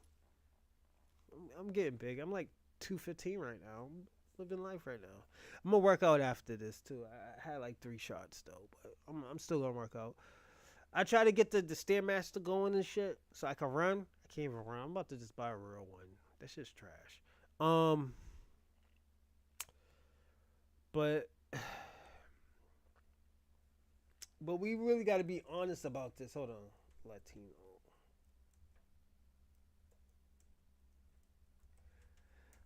But I always tell people all the time, I was like, you could just tell that they're anti-black. And the way how you can tell that the reason how you can tell that they're anti-black. How many Latino culture gangs that you have black people in? You don't. No Latino, no Latin Kings, no none of that. Those gangs, no Retas or Serenos or some shit like that. You don't have black people in them gangs. They don't. It's anti-black. It always has been anti-black. That's why. Let me tell you something. I always say this. This is why I support the Black Gorilla Family, BGF. I support them, and if I had money, I'll turn that shit into a company for them, so they don't have to sell drugs and gang bang and all of that. They can have business where they can invite, have their own people work. But and shout out to George Jackson. If y'all don't know who George Jackson is, he's probably one of my favorite people. Give me a second. George Jackson. This is like probably my 3rd favorite book. Compared to the Tookie William books, is this guy right here, George Jackson. He's the guy who assembled the Black Gorilla Family, BGF, you know. The reason why I like him, because he was pro-black, you know. And I like those people, those type of people, because at the end of the day, those people fight. Hold on. George Jackson, black.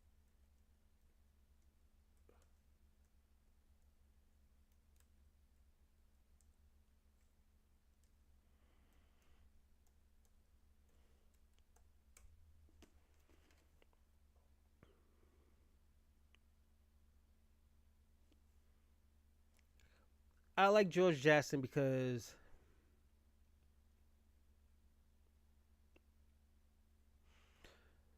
he was pro-black.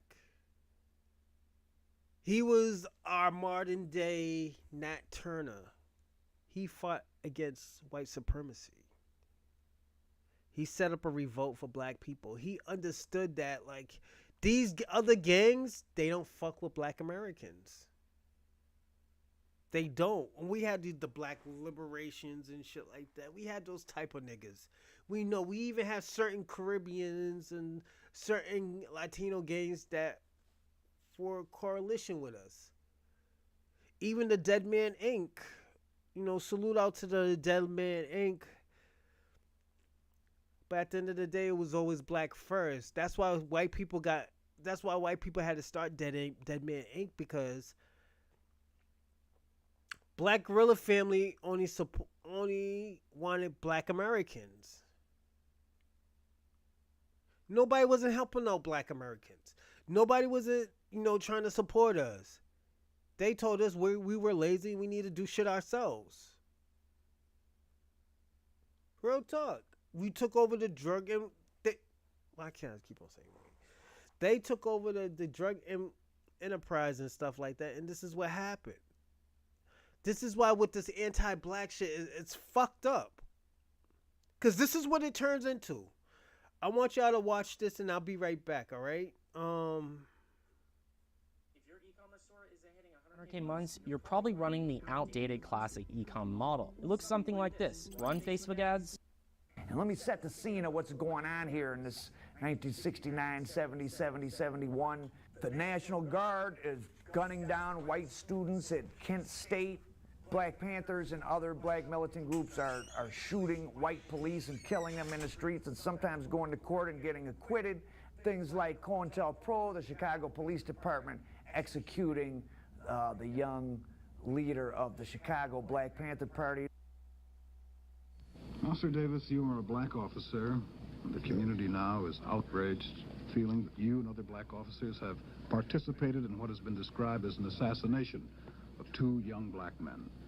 Do you have a response to this, sir? Well, I'd like to say that all the colored officers there, I think they felt the same way I did. We were responding to a violation of the law. We established our right to be there by ascertaining and getting a search warrant before we went there. And when we went there, legally, we were attacked illegally, and we resorted to what was necessary to do. And I've heard that we assassinated a man in his sleep. I can't understand how they would immediately think that 5 black officers would stand by and allow or watch and condone white officers kill a man in his sleep. There was no necessity to kill a man in the first place if we wanted to get rid of him. The man's going to penitentiary in 13 days, so there's no necessity to kill him. And it's a reflection of my integrity, and I think of the other officers' integrity, to think that we would stand there and allow this to happen. And if officers go somewhere legally, I think they should be received legally by law-abiding persons. Now, they established that we come into an apartment shooting, blazing away without any warning. I can't understand how they can be so neglectful of their leader's safety to allow him to be killed in his bed without awakening him before we could get to him. And then all of this shooting and blazing away, he must be an awful sound sleeper. And so it was a very violent atmosphere, people killing police, getting away with it, police killing people and getting away with it. And so here we have at San Quentin, this violence is now in this prison atmosphere and is getting pretty intense. And George Jackson and his 2 cohorts that are alleged to have thrown the white prison guard off the tier at San Quentin, they're charged with murder. And George Jackson had a 17-year-old brother on the outs named Jonathan. I think I would be the first to know if there was. I'm saying that there was no conspiracy, that Jonathan, a 17-year-old man-child, was working according to the dictates of his own mind. Jonathan, with a gun registered to radical activist black female Professor Angela Davis, the gun was registered to Angela Davis, he storms the Marin County Courthouse, Marin County. Can I say something? I love me some Angela Davis. Don't get me wrong. I love me some Angela Davis, but I always thought she was an informant. I always thought she was an informant. So, and to think about it, I always used to say to myself, no, she couldn't be an informant. Nah, she ain't no informant. Like, I was battling with myself for this for like probably 15, 20 years. Because I love me some Angela Davis. When I was young, when I was like 8 or 9, when I first seen Angela Davis, I was like, I'm going to marry this woman. Not knowing she's going to be like 60, 70 years old when I get older. Not knowing that she's going to be old when I get older. And I think that's why I love older women, you know. This is just me.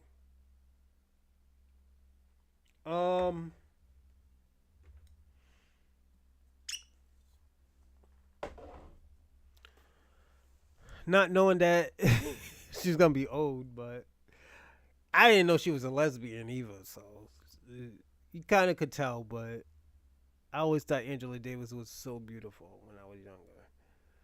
You know, she was mixed too. And me, I'm not really into mixed women. I like me some dark-skinned women and stuff like that. But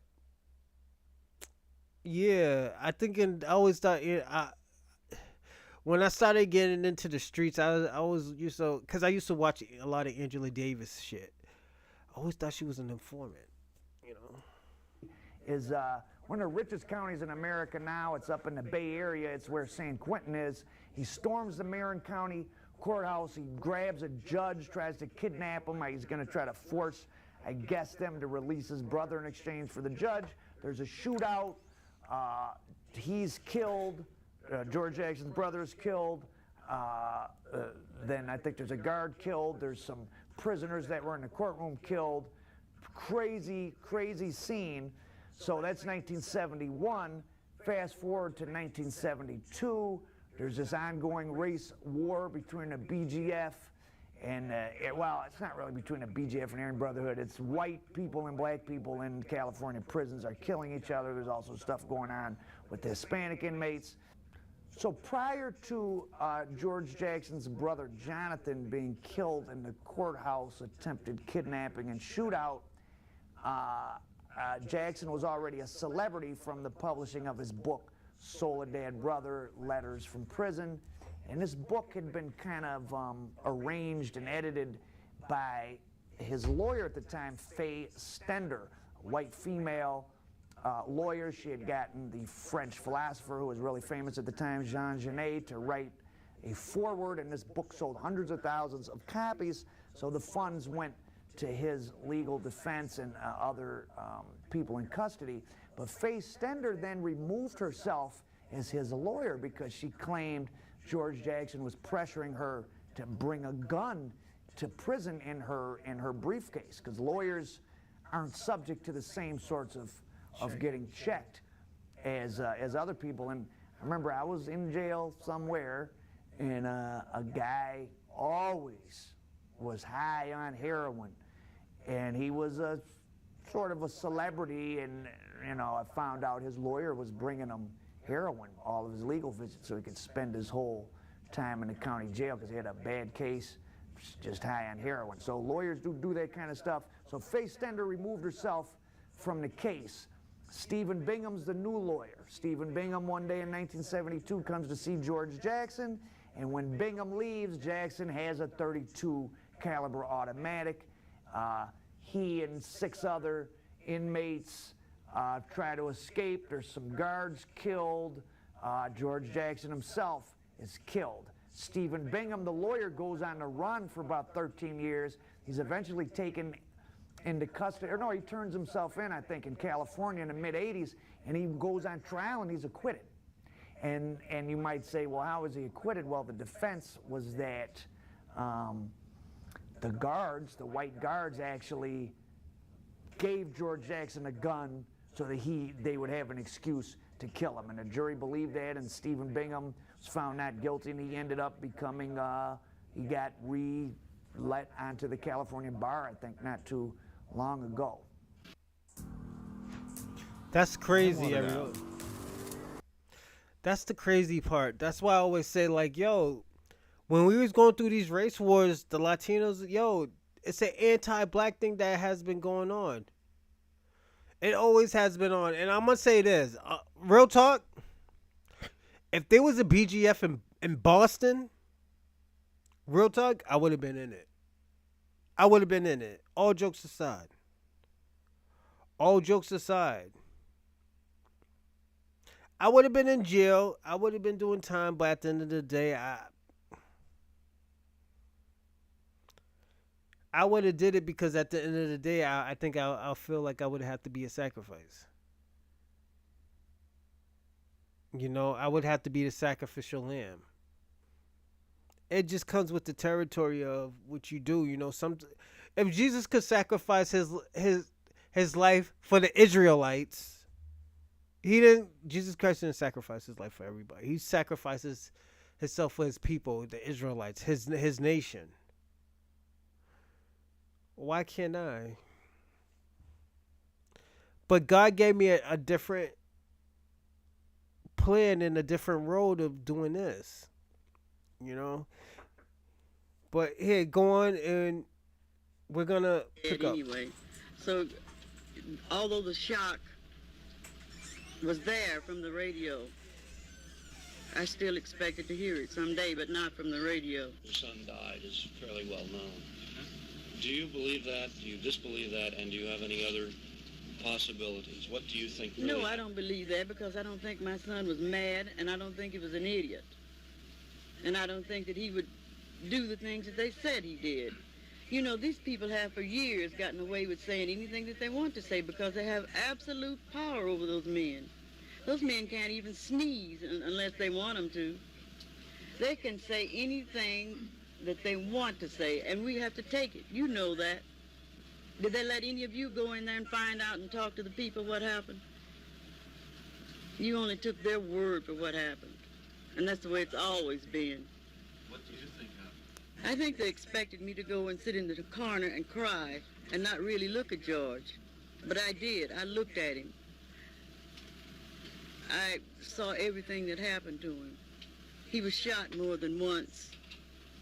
In fact, his body was mutilated. George was a fine-looking man. But you wouldn't have been able to recognize him after they got through with him.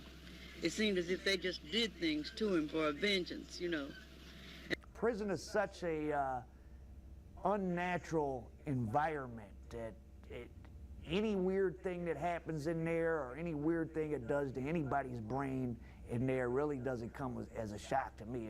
To have a bunch of men who don't know each other in close quarters with each other for years on end is so totally out of anything that our brains evolved to do. It's a wonder more and worse, weirder stuff doesn't happen than does.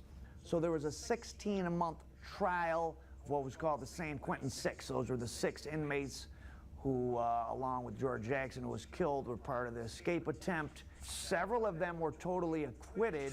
Now, one famous name you might know from the San Quentin Six, Hugo Yogi Pinnell, he became famous as a victim of human rights abuses in the U.S. prison system because he ended up spending 43 years in solitary confinement for his role in that. He was convicted of slitting the throat of 2 guards, though neither of them died. And so Yogi Pinnell was in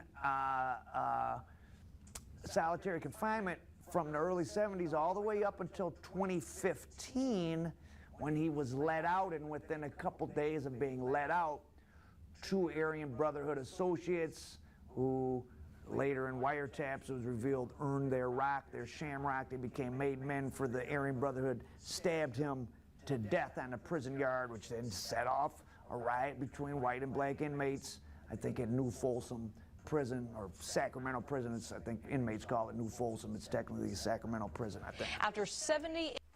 This is the thing I was telling you. I was like, yo, where's the Latinos? When we was going through these black and white wars, who you think side that they were on? Who you think was side that they were on? This is why I say, yo, if there was a real coalition, there wouldn't be no division. There would be no such thing as division. You see how there's no division where whites and fucking Irish people or Italian people, it's very little. You know? This is just me. You know? The reason why, this is why I talk about stuff like this. And sometimes it feels like I'm going off the rocker. But I'm not. It's just, you have to understand that with Latinos it's a different culture. It's a different community compared to Black America. Black Americans love Puerto Ricans. Our cultures is kind of similar, but there's a big difference. You know? And you start to learn that when you befriend, you know, in Latinos. Me, I befriend everybody. And the reason why I befriend everybody, because at the end of the day, that's just in my nature. You know, there's this guy, Nicholas. I always befriend because, first of all, nobody likes him. I think he's a good guy. It's just, He probably talked too much. He probably talked too much for his own good, but been explained to him, and to this day I will still explain to him. He's a white boy too. I explained to him. I was like, "Yo, man, you can't talk like that. You can't talk like that because at the end of the day, this is how wrestling is. It's I always tell people all the time, wrestling is gay, wrestling is straight, wrestling is like transfluent. It's everything. It's everything what the promotion is. But you gotta respect it. You gotta respect it because at the end of the day, it's not your culture. You're just doing the art of what you love to do. This wrestling.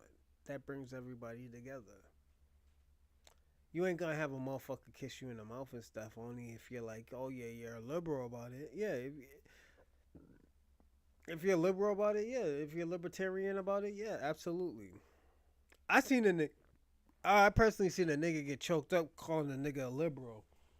So I always tell niggas, yo, be careful who y'all call liberals and make sure that the nigga is a liberal or a libertarian. A nigga who was independent, I seen a nigga get choked up. So what the fuck you say? Yeah, just like a liberal.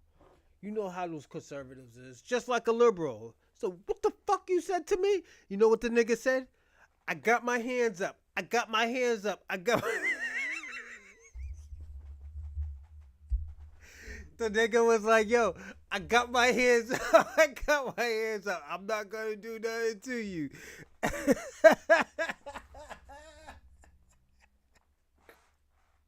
Yo, white people are crazy, man. I'm going to tell you, yo, off the rip, just hanging around a lot of white people, yo, them niggas is crazy. Them niggas be having me laughing all day. And the thing about it, because it's not my culture, so when you see some crazy shit, it's just, yo, you just laugh about the shit. You don't be like, oh shit, yo, these white people gonna get out of control. Nah, nigga, you laugh about that shit because it's not your culture. You think this is how white people is all the time, you know? Yo, honestly, yo, let me tell you what I used to think. I used to think white people used to pass off their wives to their best friends. You know? I'm gonna tell you my theory about white relationships and stuff like that. I used to think if they're your best friends, they'll let you fuck their wives. And sometimes fuck them together. Fuck your wife, well, him and her together. I always thought that because, you know how white people are mad freaky and shit. Not even freaky, they're just like, yo, them niggas, those are some real 69 guards and shit. They like little kids, they like older women, they like their age. White people like some weird shit, man. Look at George Washington, man. His wife was probably younger than him, you know? They were on some Arab shit, you know? You know them Arabs, sometimes they be liking like young women. Young women. It's just, that's their culture. Even the Ethiopians, they be fucking marrying 13, 12-year-old women, girls. Yeah. You know, getting them pregnant. Yeah, it's Ethiopia. You know, I don't fuck with them niggas like that anyway, so I can tell the truth. You know, I wouldn't hold it anyways because, you know, this is the audience, but that's what comes with the territory of these freaky niggas. White people are some freaky ass niggas. They like young girls too. Nigga, you didn't hear about back in the slave days, they used to be fucking 13, 12-year-old girls and shit like that? Fucking raping them, yeah. Them niggas used to get busy, man. Them niggas is nasty. And them niggas ain't even hyperactive sexual, they not even hypersexual type of people, man. They just, they do some shit back in them days. Those white people back in those days used to do some shit, you know. I'm gonna say that. That's why there was a revolt. Them niggas was raping niggas' daughters on some real shit. You know, let me say not rape.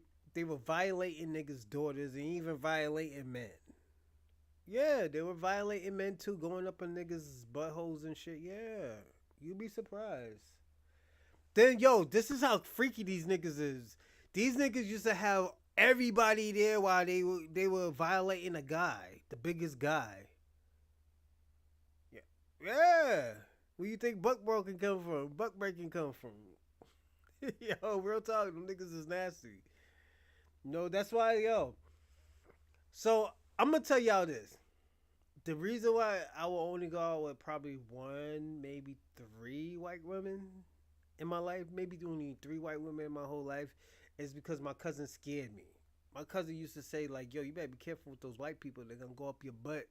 My cousin liked to fuck with me when I was younger because I was like, what, 8, 9 years old?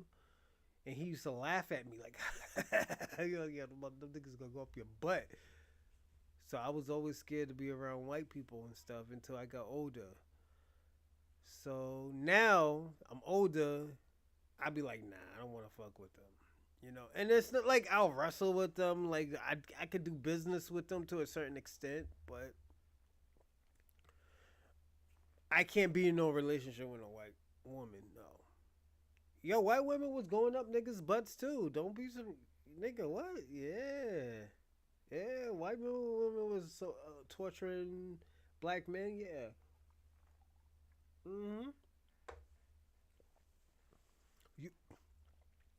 You will be surprised.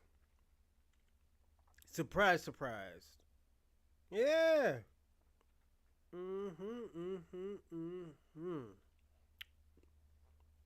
You will be surprised of what was going on. But that's black culture though. But you gotta look at it also too. You gotta look at the media. What was the media pumping? And the reason why I always tell these stories in these weird, crazy. I wouldn't say funny because that shit's not funny. Buck breaking niggas and shit. The weird. And I always tell people all the time when niggas be like, "Oh yeah, you got buck broken and stuff like that." Like, yo, I remember a white guy said that to me, "Oh yeah, that's why we buck broke you." I was like, "Yo, nigga, you happy that you was violating men? Your great granddaddy was violating men. You happy about that?" Nah, I'm not trying to say that. No, niggas disgusting, bro. You're disgusting, man. You're disgusting. That's why I'm gonna be personally honest. That's why a lot of black communities are LGBTQIA.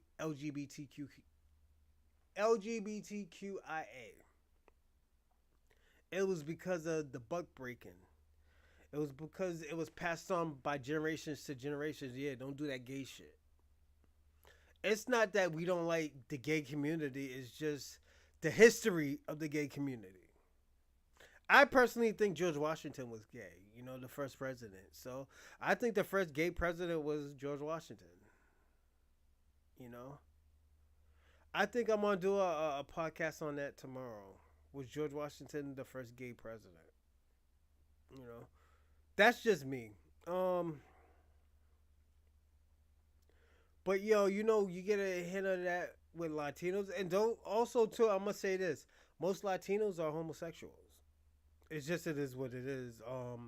I don't see nothing wrong with it. It's just their culture. Because at the end of the day, they developed the conquistador culture.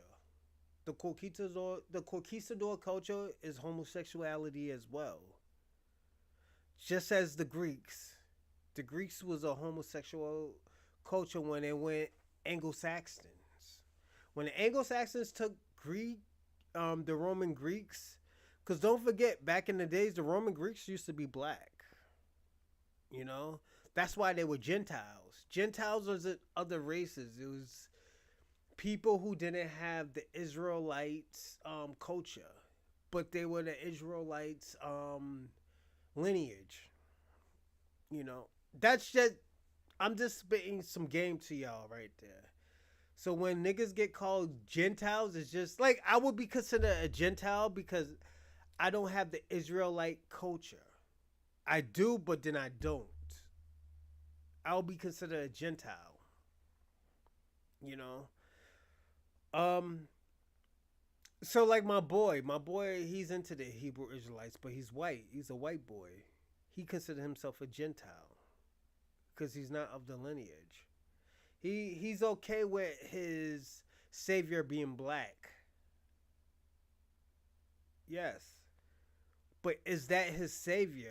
That's what he is arguing with, and plus he does drugs. And I told him like, yeah, don't do drugs, my nigga. I love that nigga to death, but at the end of the day, is because I look at him as a Hebrew Israel. I mean, as a Gentile or a Hebrew. Yo, I just look at him as a someone who keeps the Bible. But he was in the military in the war. And he has seen some crazy shit. So I'm not gonna kick in his back because he sees the shit. But at the end of the day, he keeps the Bible. He keeps the word. He keeps the laws and commandments. Real talk. He keeps the laws and the commandments. Well, how can I not? How can I hate this nigga? How can I hate this white boy if he keeps the law and the commandments? You know, and it's not his lineage. How would I look at that? That's why sometimes I just... That's what confused me about the black and white coalition or like hating white people. Because there's white people that keeps the laws and commandments of the Hebrew Israelites, and they know the Hebrew Israelites are black. Real talk. All jokes aside. Black, brown, and indigenous. So they're so-called Negroes, Latinos, indigenous, Haitians, indigenous people, Haitians, and Caribbeans. Those will be considered the Hebrew Israelites, but I get what Captain Tazaria is trying to do, but I feel like with Captain Tazaria, I feel he's putting too much on a plate where if he's in a tribe of Judah, he should handle tribe of Judah shit first before he goes to the whole tribe of Israel. The 12 tribe of Israel. That's my issue. That has always been my issues, and one day I want to talk to him about that just so I can get some more information, because I know this shit's not gonna be. And then he might tell me, yo, this shit might not be easy, but at the end of the day, this is what we have to do. You know, I want to tell him like, yo, I think we need to handle one by one. Tell people, yo, handle what you need to handle in your lineage. Then after that, we come together and we still talk, but we handle what we need to handle in our lineage. Trying to all stick together and stuff, most niggas is not going to stick together, even if they're of Latino culture or Caribbean culture or Native American culture. I think we need to handle what we need to handle first, and the first people who handle it, this is where we help others, you know? That's why I say, like, yo, I feel like I'm Hebrew, but at the end of the day, it's just... Because, yo, I'm so scared to eat...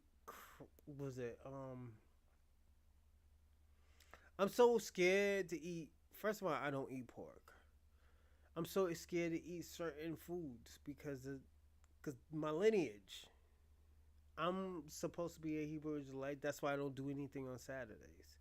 If I do something on Saturdays with y'all, it's because I have something that popped in my head and I just want to talk.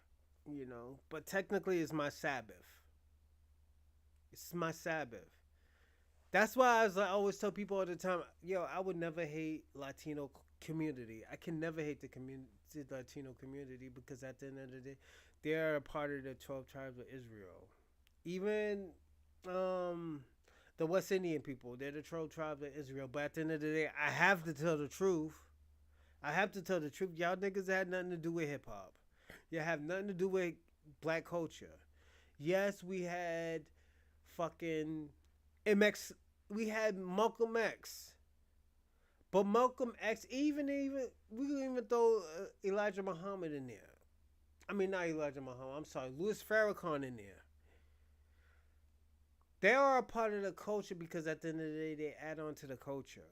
They supported black people before their own kind. This is how we look at shit. We didn't look at it, oh yeah, them niggas was Jamaicans and they push Jamaicanism.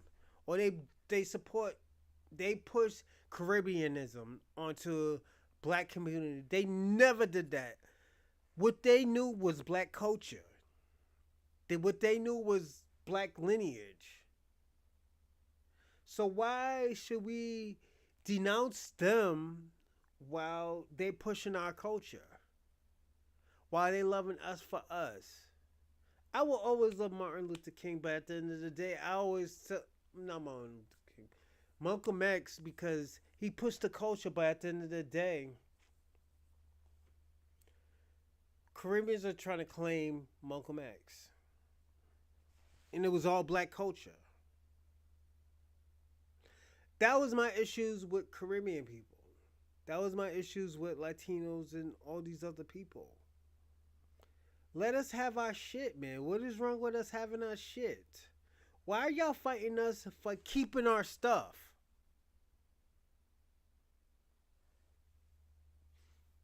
I'm gonna lay in here. As I always tell you, I will always support Afro-Latina and Afro-Latina culture and Afro-Latino culture and Latino X. I will always support that because at the end of the day, they are black people. I feel that personally, if they can delineate, they need to delineate. They need to delineate from Latino culture and to say like, yo, this is Afro-Latina culture and Afro-Latino culture, because at the end of the day, Latinos are still in their cultures that are conquistadors. I'm being personally honest, and I would honestly, that's what I would advise for Afro-Latina and Afro-Latinos and Latino X. Delineate from the Latino culture. Delineate from them, because they're stealing your culture. They are stealing your culture. There is a big ass African culture in Puerto Rico, Dominican Republic, Brazil, Peru, Argentina, all those countries, Dominica. Keep your culture. Don't give it to the Latinos. Keep it in the Afro-Latina culture. Look what Bad Bunny's doing to y'all shit. This nigga's out here, swap kissing niggas. Is that African culture? No. That's why I say, them niggas is taking your culture. It's LGBTQIA community. And they say like, that's their community. That's LGBTQIA community. We don't want to take it because that's not our culture. And I can't do that because it's not our culture. It's just, it is what it is. And I'm going to tell you this. If your leader, or you find somebody that protests or salutes for Afro-Latina culture or Afro-Latino culture that supports y'all talk to Tariq Nasheed. You talk to Umar Johnson. Well, not Umar Johnson. That nigga ran off to fucking Ghana. But niggas who fucks with that flag right there. Niggas who fuck with that flag right there, yeah, it's like, nigga, we need to start a coalition. We will support you on the reparations. And the thing about it, with black people reparations, we're gonna support the Afro-Latina culture if you support us. We always support y'all. We will build your community up, and there's no ands or buts about it.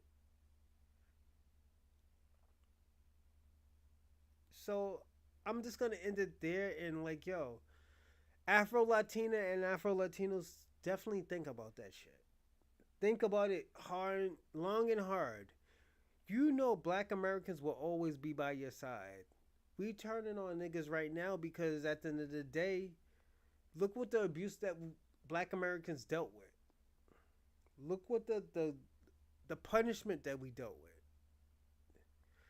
The gangs that they kept and say, black people can't be involved because you're not, Latinos or Mexican. So now I'm going to say this. If you want to start a coalition, you broadcast it. You broadcast it to the fullest. Twitter, X, YouTube, Facebook. You start that coalition. You talk to our leaders. The real leaders, not the boulets, the real leaders. And niggas will get to business. Niggas will get busy. Niggas will get our reparations. Y'all get y'all country back. Don't forget, y'all will get y'all country back, and y'all shits will be on the higher echelon. As y'all always say, yo, we're stronger together than against each other. But y'all niggas got to be 100% into it. But until then, I appreciate everybody for watching it, and thank you for everything. I appreciate it, and you will see the new logo probably within the next 10 hours. 10 hours, you will see it. Take care, everybody, and I love y'all.